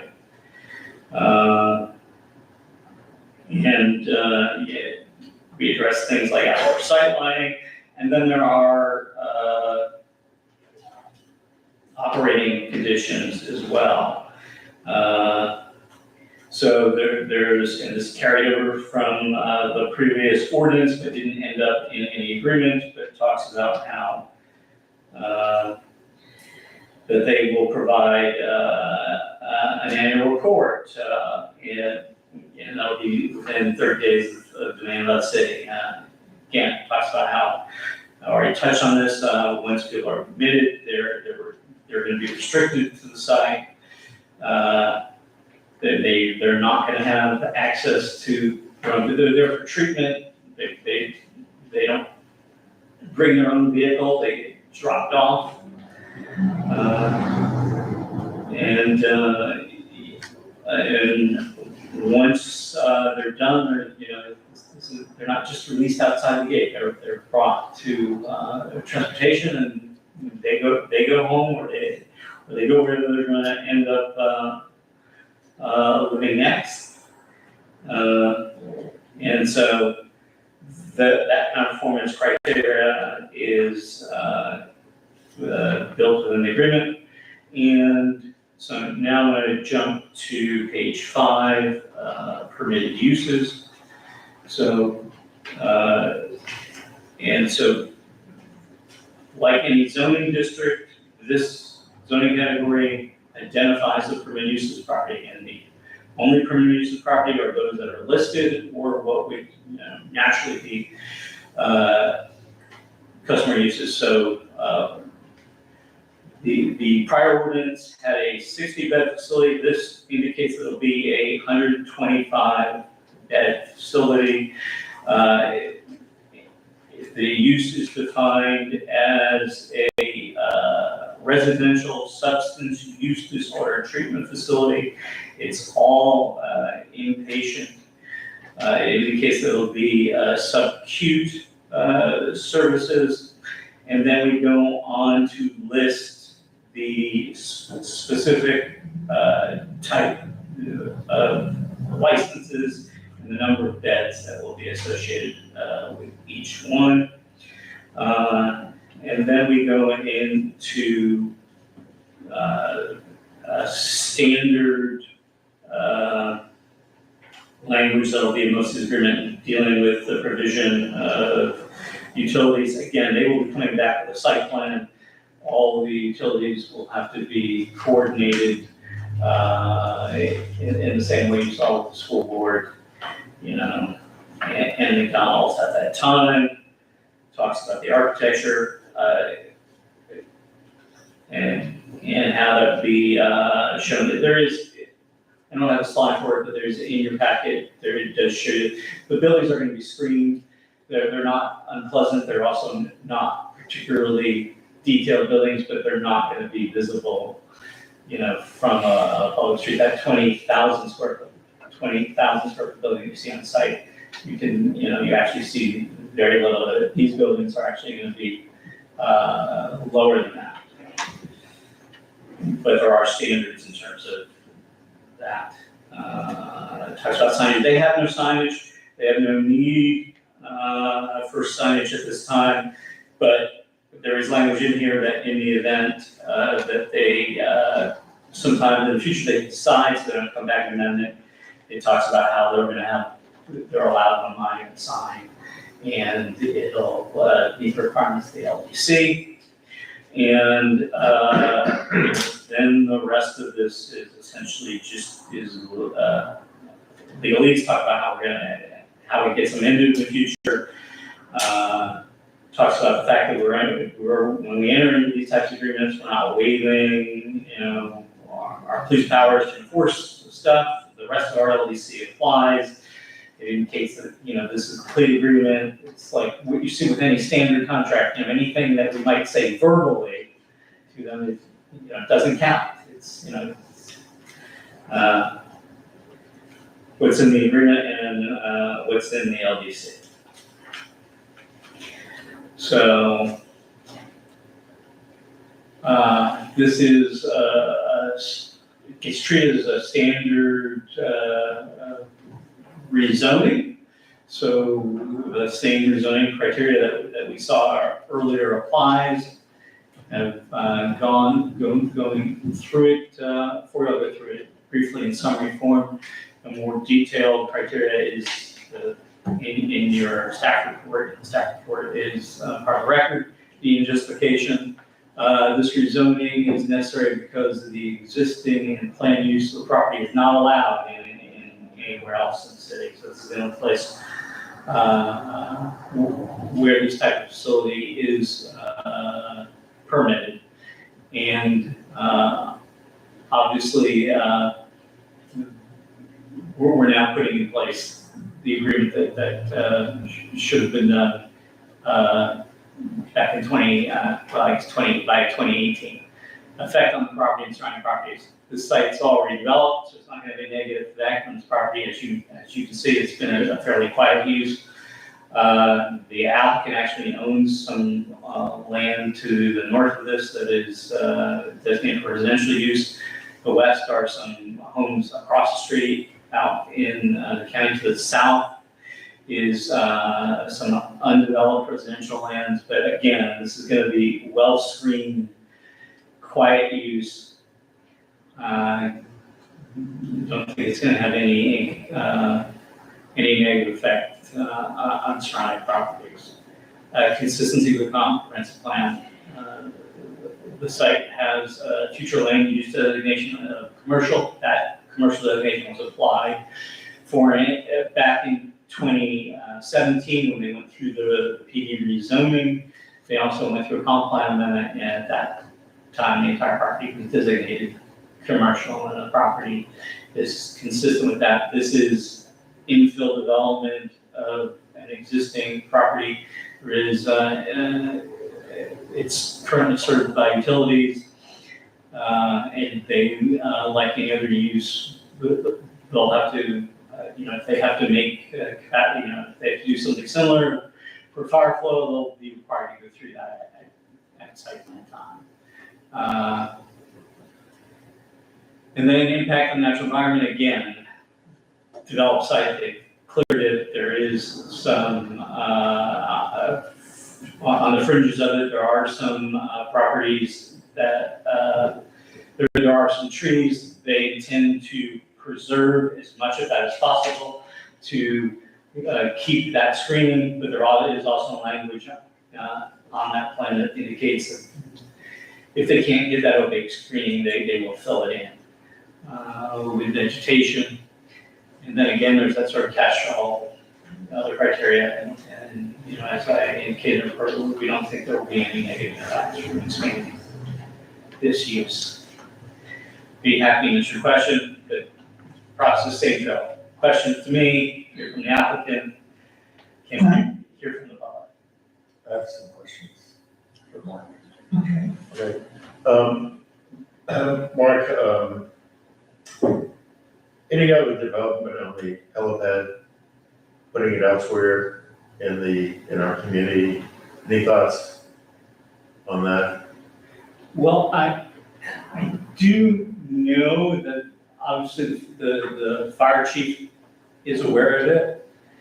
He is hoping that there can be sort of if they do ultimately decide that they don't want to work, they want to create some agreement that, Sure. that might take care of some of their liability issues, and if they ultimately decide to take it away, then, they just want as much notice as possible out of it. First of all, it's really unusual for a community of this size to have that, so it is a significant public benefit. It's used. Well, I see it's used multiple times per month. Yeah. Obviously, so there's Yeah. a need. So there's a need, so, It's but there, it's- it would be nice if they continue, but really it's up to them, so I would hope that, Charles, are we looking at other alternatives just in case this falls through? Not currently, we're still waiting to see how this. Oh, so you're hoping for this, but then you'll take an Yeah, we can alternative ask. look. right, yeah. No, I understand that, but you may be wise looking now, just in case. Yeah, and again, most of the agencies these are actually county, people here benefit from it. Of course, But yes, it's the sheriff's office. Oh, I understand Yeah. that, sure, yeah. So there's budgets that have to be considered. No, believe me, Yeah. budget is a big issue, look.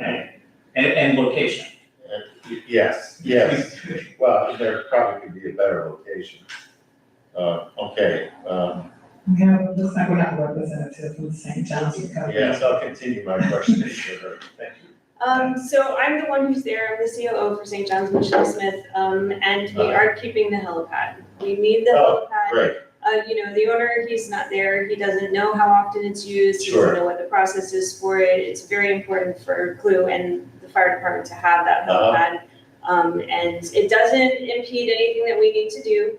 It's not gonna be in the way of anything that needs to happen there. And we have an arrangement with them that if they just call us and inform us that they're coming to use it, we can get everybody out of the way, make sure everybody's in the building, and then the helicopter can land without a problem. I had this discussion yesterday with the owner, that it does need to stay.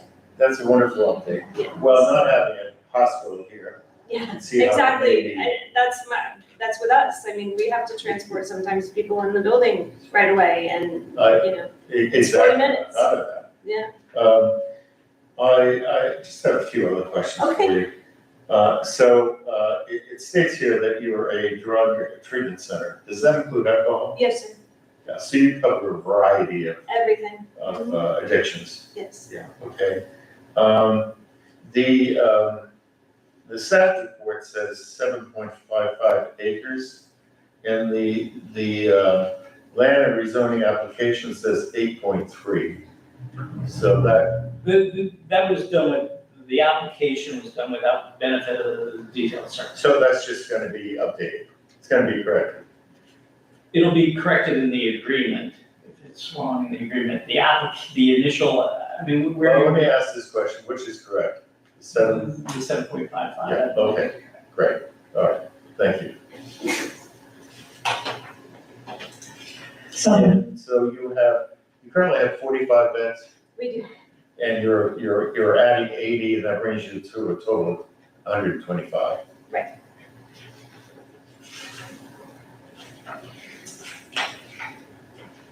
Thank you, that's the end of my questions. you're welcome. I just have a quick question. Excuse me. I just have a quick question. You're gonna remain inpatient only, correct? We are inpatient only, it's just a continuation of care. It's the next step down from the detox residential, then you go to what's called the PHP program. Oh. The insurances will allow them to stay longer than just the 28 days, and considering the type of modalities of therapies that we do there, it does benefit our clients to, receive the treatment longer. So Right. that's what we're trying to do, is just be able to step them down, have them there longer so they can receive the treatment longer, and then also help them with job applications and things like that to kind of make that transition back into, going home and doing what they need to do. Okay. Another real quick question. Does this, what is the, I guess, the percentage of the population that serves like locally? I mean, do you have that? I don't know if you know that number, Do you get a lot of people from I do. Volusia County, I Putnam do. County? Yes, and we work a lot with the court systems there too, the drug courts. Okay, So a lot of them are that's- sent over to us, they're sent over to us to come for treatment. Even Marchment Acts, we're able to get them transitioned over to St. John's and they're Marchment Acted to us, so. Which is, the court tells them where they have to go for treatment. So we're actually seeing the benefits in the community. Absolutely. Great, thank you. All right, And that's all my questions, thank you. okay, thank you. Are there any public comments? Oh, we do have a public comment from Pamela Taylor. I received a speaker card for Pamela Taylor. Good evening. I'm Pamela Taylor, it's 128 Harbison Avenue. I live directly behind this facility, and I think you should approve whatever they ask. Thank you. Thank you. Thanks, man. Any other public comments? Just a couple of questions. If the facility failed to come forward with a plan initially, what's to guarantee that there'll be a plan this time? What's the consequence if there's not one? And also, just to make everyone aware, when the facility was first opened, Crescent City had their own police department. Has this been discussed at all with the sheriff's department if people choose to leave, if they walk out? Is the sheriff in any way going to be advised of the situation and how will it be handled? That's just my question. Thank you. Can I answer that? Yes, absolutely. So first of all, very few walk out. If they demand to walk out and don't want us to transport them anywhere because we are a voluntary program, we cannot stop them.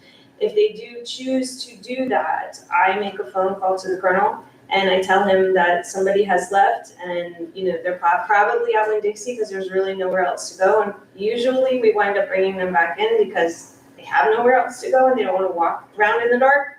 But I do call him and let him know that somebody has left the property, just so that he is aware in case there's any problems. We, to date, have not had a problem. So you have a direct contact with the sheriff's office? I do. Good to know. Thank you. As far as the plan is concerned, Mark, did you have a question? Well, I mean, Oh, I'm sorry. Yes, my name's Alan Taylor, and I live right behind the facility. And I've never noticed any problems with anyone trying to leave, any excessive noise, any type of thing that would make me think that it wasn't a good facility to be there.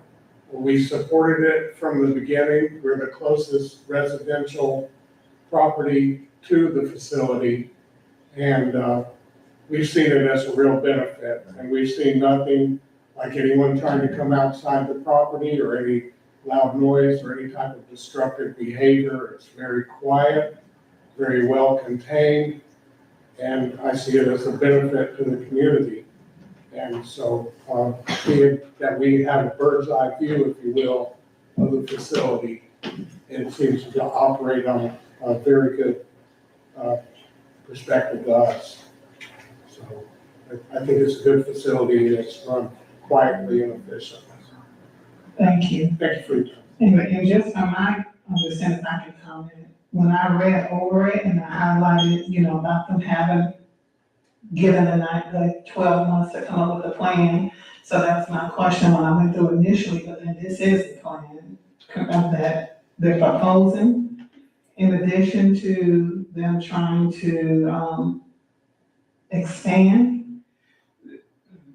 there's two things. First of all, we are bringing forward the agreement at the same time. I've never actually, it is a long time, I've never actually seen property get rezoned to PD, and then you say we're gonna do an agreement within a year. I've never seen that before in my career, so. I think that, that was just an error in how to do it. And I also think, one of the things, that obviously, made it, allowed this to happen last time, most of what that plan would have been associated with, what they made is, they made interior renovations. So I have a feeling, at the time, whoever was making the decision just decided, well, let them go get building permits. That's not the case in this particular instance. They're gonna be constructing new buildings. So there is a whole component of site. So you will see, so once this goes all the way to the city commission, you're gonna see this again, you're gonna site plan for you guys to approve. And at that time, we'll come forward and we will be, as we do with the RV resort, here's what the site plan is, here's what the agreement says, here's where we think it matches up. Now, there'll be obviously all sorts of things in the land development code that aren't mentioned in the agreement. But in terms of what happened to them, well, they thought they were just gonna be able to come in and do a simple amendment.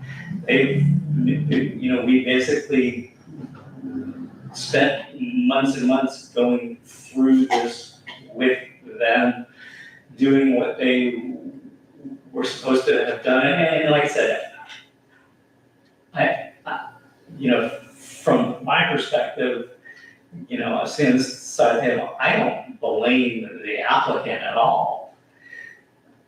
My question is, what was happening on this side of the table? Because at any time, if you read that ordinance, we could have invoked the fact that I don't think it's, yes, it would have been really nice if they, it's almost the equivalent of, the teacher forgetting to assign homework and somebody raising their hand saying, teacher, obviously they signed off on all the interior renovation permits. The city did that. The former staff did that. So, and these guys have certainly paid for it because we've gone back and forth for quite a number of months. Any further questions? Oh, I'm sorry, yes, I apologize. Good evening, Liz Gomez, 19 Cedar Street. About a year ago, I've been here 2 years, and a year ago, like at midnight, I have this man crash on my porch, and he was loving my cat and saying, I love you, I love you. He freaked me, I had to call the police. And I see the problems that we have in some of our neighborhoods, with drinking and alcohol. So I think we're going in the right direction because I Googled it and I said, I need to see how the town can be, helped. And one of the things that they recommended on the top 10 was opening facilities like this, where you can mentor these people, help them, they're gonna come in the community and work, and maybe at the same time help your own people, with grants, whatever. Thank you very much. Thank you. Any further comments? All right, we need a motion to amend the PUD zoning. I'll make a motion to amend the PUD zoning for the St. John's Recovery Place. It has been motion and second. All in favor? Aye. All opposed? All right, seeing none, then it has been approved to amend the PUD zoning. And we will move on to number 5 on the agenda, windstream. Okay, so, this is, site plan approval, that's requested by William, gonna get the name, amended here, on behalf of CSL Florida Systems to approve a site plan for a 0.25 acre site located at 898 Grand Ronda. The site plan depicts 9 parking spaces. So this is a, let's go, here's the location. So it's right to the corner of Grand Rondo, Center, and I think Cypress. This is a piece of property that the owner of the property cleared and put some, and started parking their vehicles on. Of course, that doesn't comply. Landowner code, you're not allowed to do that. Parking lots require site plan approval, so they hired an engineer, and he has developed a set of plans that have been reviewed by your staff. This is essentially 9 parking spaces that are all, this is not public parking. This is associated with their work vehicles. Midstream is a company that installs, I think, fiber optic associated with the telecommunications industry. Apparently, this site has been associated with telecommunications industry for many, many years. It was the former Ma Bell site, goes that far back. And so, well, what I have up here is a site plan, so I have landscape plans, so they've done, they're showing the parking they're gonna create. It's gonna be surrounded by parking, they're adding stormwater. This is, there is shell or part that have that shell has to be 15 feet back, so they'll have, sufficient aprons that will, support their work vehicles and will protect the paved edges of the road and keep the, any debris off streets. They're installing sidewalks because it's a code requirement along Cypress and Grand Rondo. They are, one issue of import is that there is a city gas main that is not within the city right away, it's in fact on our property. So they're gonna give us an easement for that. That is already in the works and it's been going through the city attorney's office. So, in addition to completing that and obtaining their outside agency permits, they do have a stormwater pond that has to get permitted through St. John's. There is some language in there that they brought forward a site plan that meets the requirements of the landowner code.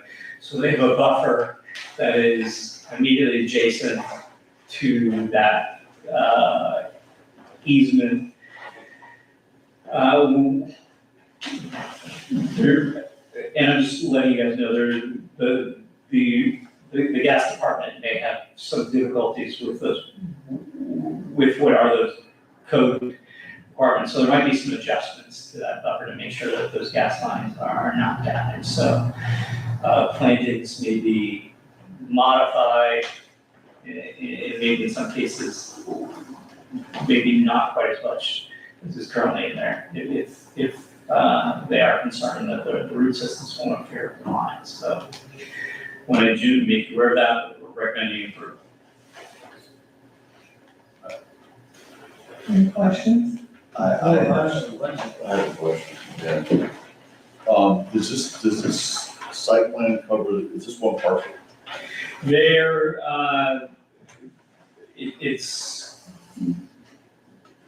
they're required to go through a lot combination, they've already done that.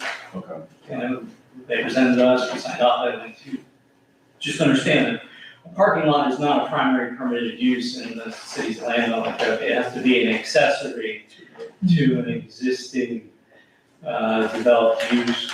And so we've required them to combine parcels so that they can't be sold off independently. So it's an accessory use. So does that mean that the site plan, since the lots have been combined, would cover the entire property, or are we just doing half a site plan? Well, no, there's an existing building, this just covers just the project area.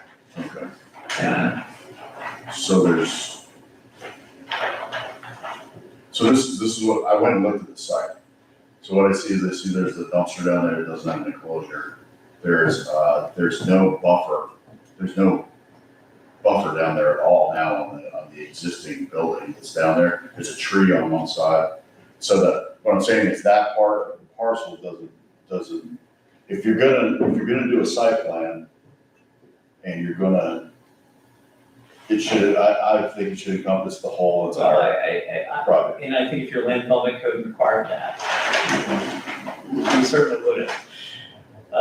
So it doesn't. Yeah, it doesn't require you to bring the whole site up to code, but they've done. I'm not saying bring the whole site up to code, I'm just talking about the site. Yeah. Well, but that's what we review, make it, it certainly would be nice to make these guys be able to go back and, landscape all area. We didn't see any way to do that under your. Yeah, I have a question. Isn't that building located in our historic area? The building itself, I don't Building and the lot. yeah, I believe it is. It's in our historic area. That was originally permitted through Marvell, and I'm sure they got a commercial zoning for that business. But when I look at that business, that's industrial. There's no commerce going on in there. You look at the building, it's kind of a drab white building surrounded by a chain link fence with barbed wire on top of it. I wonder how that exists in our historic, zoning. And the present zoning is commercial, right? Yes. Okay. But it's being run as an industrial, storage. Oh, the other question I had is what is gonna be in the trailers? Is that just storage for equipment? Well, most of the work involves, work that's done off-site and it's underground, so. Right. The applicant's represented here and they can, Yeah, but what's gonna be in the trailers? they can, We have an applicant, the representative from Lynch County. Sure. Bill Benedict, engineering. I can't speak to exactly what will be in the trailers, but you see these vans on the side of the road with big spools of wire that they're putting on the ground, running fiber optic. I can only imagine that's what's gonna be parked there. So it's essentially warehouses on wheels. The, what is it? Storage. Infinite vans you see running around, that's what you see. But it's a storage facility. It's a parking lot to, parking lot for the benefit the existing facility. They did at one point discuss with us wanting to use it basically as outdoor storage for stockpile. We indicated that was not permitted. So my concern is that, it's complicated because it's at the end of our commercial zone. And then to the north is a residential area, the beginning of a residential area. And then across the street, we have the boat ramp, the lake, and that area with the conservation area and so forth.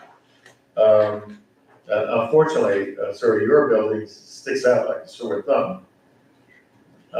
He's an engineer hired by them. Yeah, I understand that. I understand it.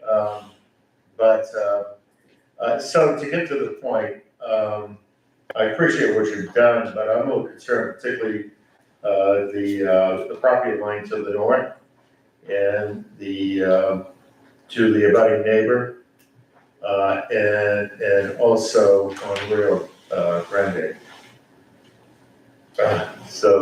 We're providing an extensive buffer along both sides that you speak of. We have a continuous hedge line with a 6-foot opaque fence along the north border with 3 oak trees to be planted.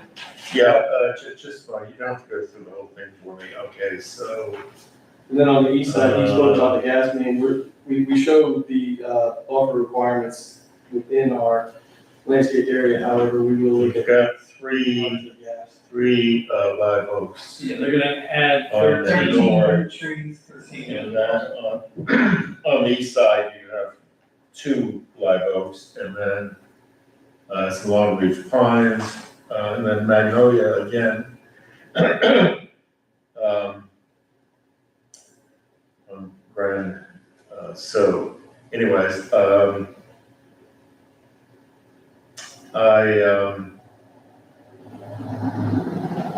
and I will say it's an improvement to what's there now. But I guess I'd like to hear if any of the neighbors would like to speak and get their input. I have a question, is this a code compliance case? You said it was clear to remove. I know they were approached by code enforcement, but they have been working diligently to resolve the problem. So this resolves the. So if they obtain site plan approval, put in improvements, you know, and work at this contingency, which they have been, then they won't end up going to the code enforcement. So this resolves the code compliance case. Are there any public comments?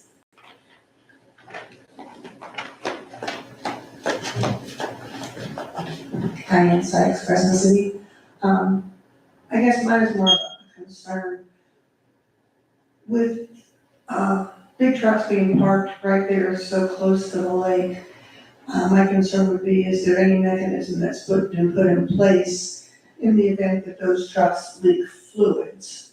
You know, gas or oil, since it is right there on the lake. That would be my concern. What's gonna be done to mitigate that situation?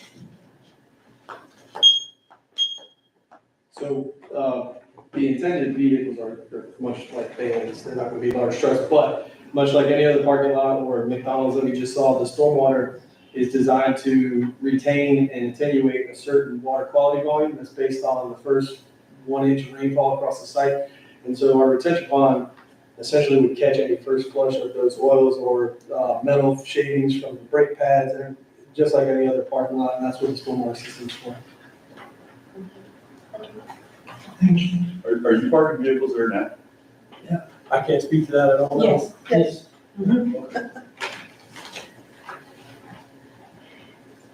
Liz Gomez, 19 Cedar Street, and I know, sir, that you are not windstream, but maybe you can tell them this when you see them. But I am your neighbor, and I don't know what's going on with the heritage tree on the north. On my side is a beautiful tree, it's full of life. On your side, it needs some repairs, so I'm part of the tree and garden board. I would suggest that the city ask you to bring an arborist finding. This tree is like 200 years old, you know, and it's very important for shade and even for your own employees, if you can make something underneath, like a picnic. Mental health is such a big thing in town that we are trying to conserve these historical trees and the charm of the city. And I congratulate you that I have a business next to me that is growing. Growth is the future of the town, but also we have to be with the yin and the yang of nature around here. Thank you very much. I have a question for Liz. Liz, is the heritage oak, is it on your property? No, This property? It's their property. Somebody came and knocked on my door and said that they were gonna do this next door. It was a retention pond. All the rain when it stormed went in the middle, so they filled it up. But I was there one afternoon and the guy had some kind of instrument to cut this huge tree.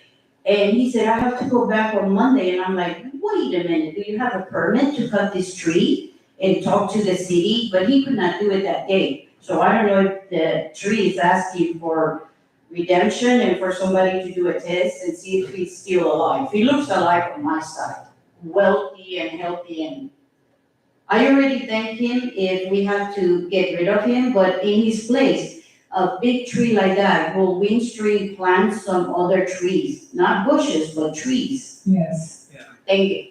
The site plan shows a 52-inch live oak. Is that the one? Yeah, it's a tree in the northwest corner. We stopped the sidewalk short of it. We're required to put the sidewalk in, but we stopped short of it so we don't affect that tree. And we're not, Oh, I see, we're thank not planning to touch the tree. Thank you. you. And the plan says that they, the landscaping will improve the site, 13 new trees and 30 shrubs. Are you satisfied with this plan, Liz? I like the idea, but I didn't hear about what's going on with the heritage tree. They're saving it. They're not having Okay, so can I come to the podium? Maybe somebody needs to go and look at the tree, maybe the tree and garden board, because the tree is right now lopsided. So on my side, it needs to be trimmed, and on their side, you need to get rid of all that dead stuff. You just cannot leave the tree like that. It's been hanging like that for the last 7 years, all limp. But he's very healthy, he just needs to be trimmed, and I give them permission to come in my, property and trim it. It's for their benefit and my benefit, in case of a hurricane or storm or whatever. Is the tree in fact So in the right of way? that's what I was gonna add, that the tree Yeah, is in yeah. the city's right away, so the city can do that. Oh, thank you. I'll deal with that.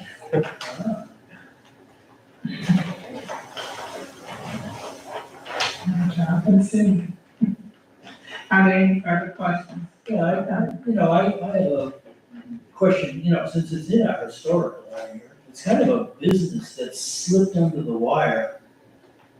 And it's actually operating in defiance of the present code. We have an industrial, business operating in a commercial property. And do we allow this to continue, and do we allow, by letting this to continue, do we allow a precedent to be set that, sure, any property that has, zone commercial can be turned into, industrial? So Windstream is the internet service provider, and if you have issues at your house, the van shows up to fix it. Right. A lot of that is what is gonna park here, and I'm sure there will be some material container vehicles parked there if they have an extensive line to install locally.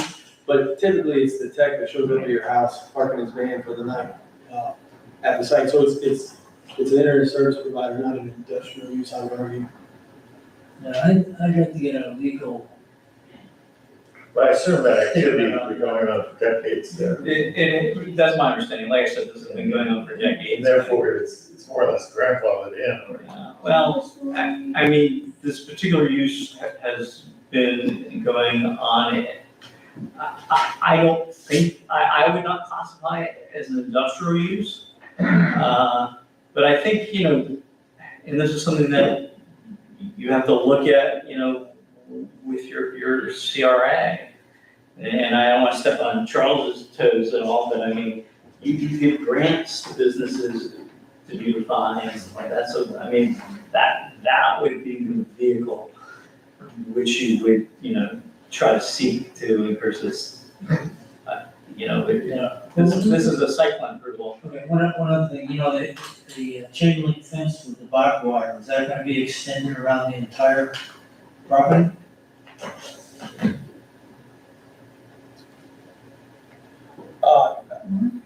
I think we showed it to be that way to continue what was there. I don't know that it's required or that Yeah. Windstream wants it there, but we were matching existing.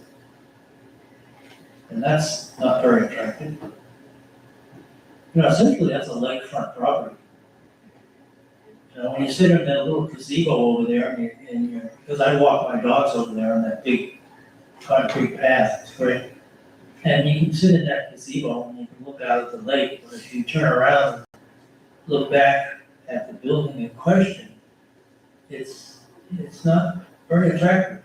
And it doesn't improve, again, sure as that doesn't improve the charm of the community.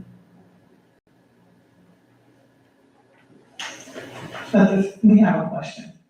Just to share a little historical perspective with you, because I think some people probably don't know the story behind this.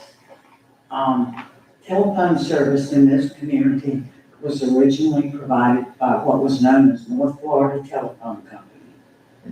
Their original business office was in the back corner of this building when it was vacant. They built that building down there so that they could move their business office down there. And it's evolved from there into what amounts to service hub. So originally, it was a very attractive, well-landscaped building with big trees around it.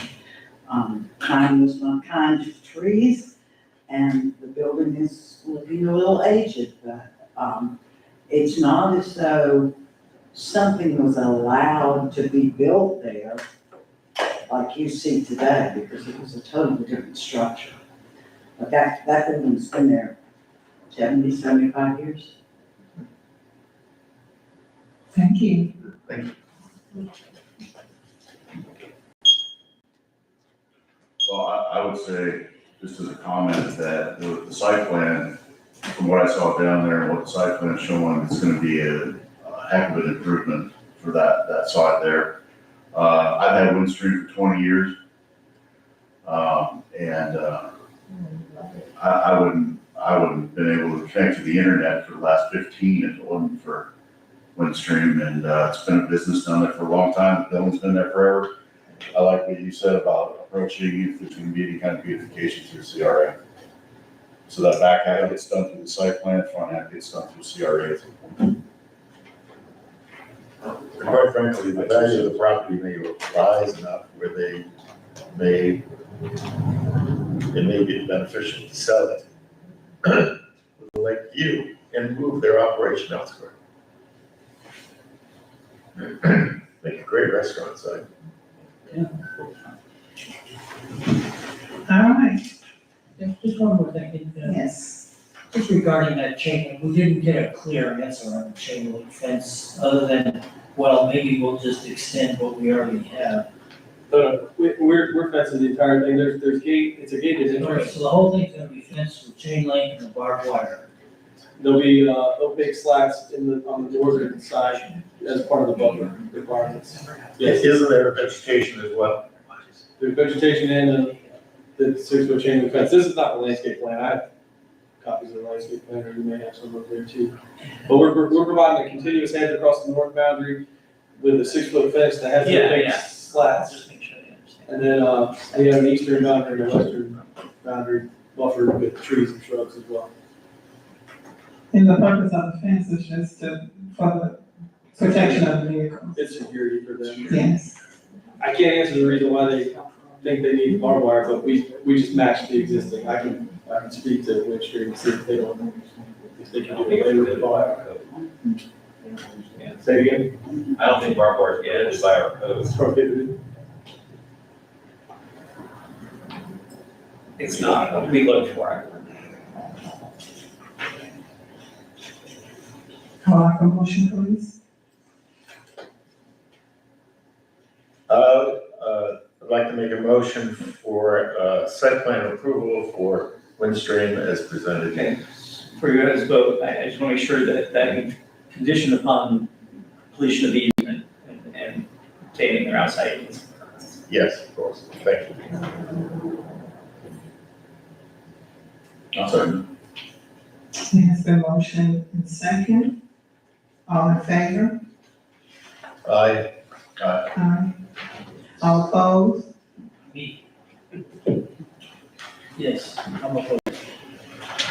I'd like to see further, I'd like to see a little further information. So this is pending. I mean, this has been, Well, I don't know if you want to, based on, the issues with the gas line.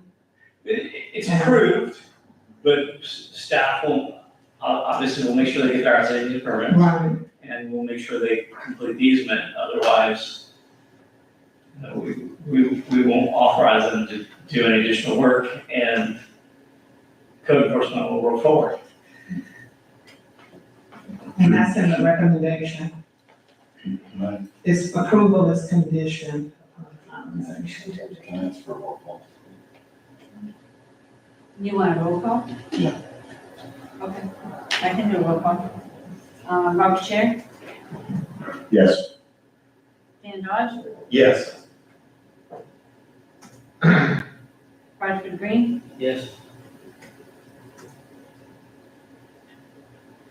Kenyatta Hardy, Yes.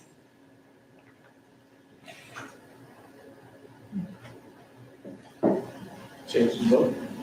Thank you. Also, Okay. Okay. Thank you, sir. thank you. All right, the site plan, for Windstream has been approved, conditioned on, finalization of the easement through the city attorney's office. Can you just briefly explain what this is? With this next item, Yeah, just briefly, don't go into all the detail, but just briefly, what is it? I'm about to give you a presentation on it, and I won't go into all this detail. You don't have to. Yeah, You can do a summary, a brief. I will. Okay. This is a large-scale amendment to the comprehensive plan because it is a text amendment of the comp plan and it does not apply to one specific property. And so therefore, it gets treated as a large scale. So what that means is you guys will make your recommendation. It will go to the city commission. The city commission will, if they approve it on first reading, it gets transmitted to the Department of Commerce. The Department of Commerce will make comments on it along with some agencies. Then it will come back and get adopted. That's the difference between large scale and small scale. Small scale all happens locally. Large scale goes to the state. And you don't necessarily know what questions you will be dealing with. This is a required amendment. So at the shortest level, the town really has absolutely no discretion.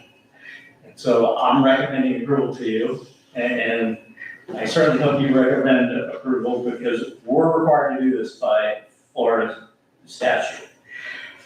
And what they want to do is they want to make sure that the regional water supply plans and all the local water supply plans are coordinated.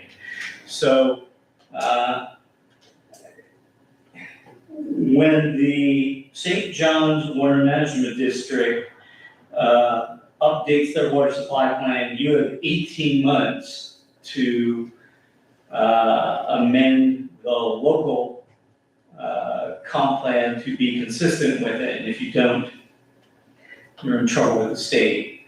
And there are some penalties that they can impose upon you.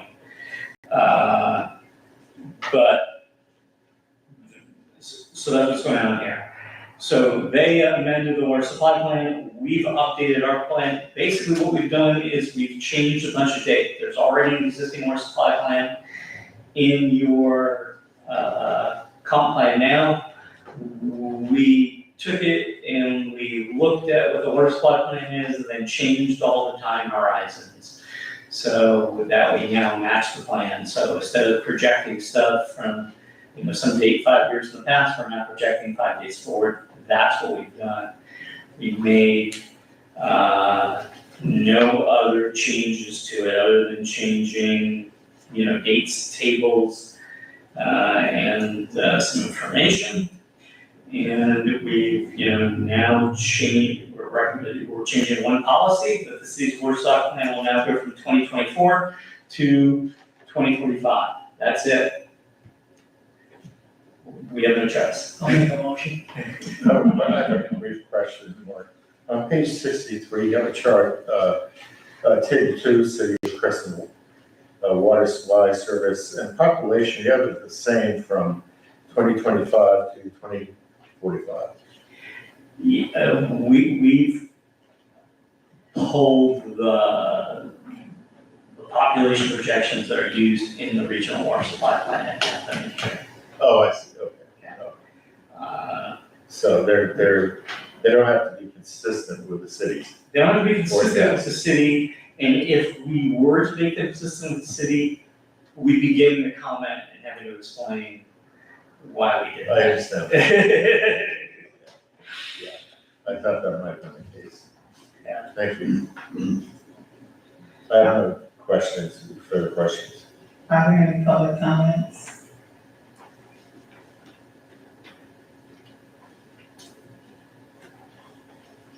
So, we need a motion for this, or is this? Need a motion and a second. I make a motion, we accept this. Second. It has been motioned and second, that administrative request for a large-scale comprehensive plan updating the water supply facilities work plan and amending policy D 2.3.2 and the public facilities element. All, in favor? Aye. All opposed? All right. I just have one question for Mark, before we adjourn. The Airstream people, I think they put forth a very good vegetation plan, trees and shrubs and bushes and all that, so it's definitely gonna look better than it does now. I'm not too happy with the chain link fence and the barbed wire, but, when we approve these site plans for landscaping, how do we know that they're compliant and do what they say? Is there anybody that goes out and inspects the land and says, okay, they put in, 60 trees and maybe they say, we'll just put in 30? What happens is when they get through the building process, they, one of the last things they install is the landscaping, and the building department turns that over to the city, and Charles has called, somebody has called me, and the person I sent out has been a landscape architect. He goes out with the original approved plans and counts their bushes. Now, I will tell you, if the plan says 68 bushes and they put 67, we're not gonna hold up the CO for that. But if it says, if it says 68 and they only give you, 59, we've held, not here in this city, but in other cities, we'll hold up. So there is fault. And if they're short on a tree, we will insist on, so if it says 13 trees, we give us 13 trees. We literally do count all the bushes and, Okay, one other question, just a question. Right now, we're going through a dry spell, and I just planted over 60 palm trees on my property, they're little ones. And we haven't had any substantial rain, so you have to get out there and water those things every day. So if I were doing a site plan for Windstream, who's gonna be watering all the? they're gonna have an irrigation system, they're gonna have a permanent irrigation system, it's a requirement of the law. Oh, all right, great. I'd like to make a comment, before we adjourn. Mark, we all spend the time with you. And with that, though, we all read the material. I think you can cut your presentations in half. I second that. Yeah. There are certain things that, and I can cut them down, there are certain things that I'm trying to get on the record in the event of presentation. As you know, if you might have noticed, I don't spend as much time on site plan approval in terms of going through detail, and I certainly could go through a tremendous amount of detail. But the reason, particularly with the school board items, the comp plan amendment doesn't become effective till there's a challenge period. Right? There are some people who have some issues with the school board. So what I'm trying to do is put substantial competent evidence in the record so that if somebody does challenge and I am in deposition, I have a very good and lengthy explanation for the approval. If it was a little bit lower stakes, No, I understand. I'd go a little Safely, bit quicker. with the school, but, just consider it on the others. Yeah. You know, because it's really, I think for all of us, it's not necessary. Okay. It may be beneficial to the audience, but. And this is just a thought for me, you know. I just joined the planning and zoning, so when I came on, the things that we went over, and these gentlemen came on afterwards, so some of the questions that they're having are things that we went over when we were, you know, working on that land development code, and we talked about trees and things of that nature, so just knowing what our purpose is when we get to the meeting as to, I mean, they're good questions, but I hear you keep going back and saying, so I don't know if there's something that we can do to rectify that, is, you know, just being able to go back and, because they're good questions when we talk about the heritage trees, but we went over those things, like you can't just cut down, you know, historical tree or something like that. It's a process that we went through already. So if they then go back and read that, you know, information prior to, then that make those questions are valid. But if we're here to approve the site plan, it's just, because I kept hearing you say that's a good question, but what we're here to do is this on today.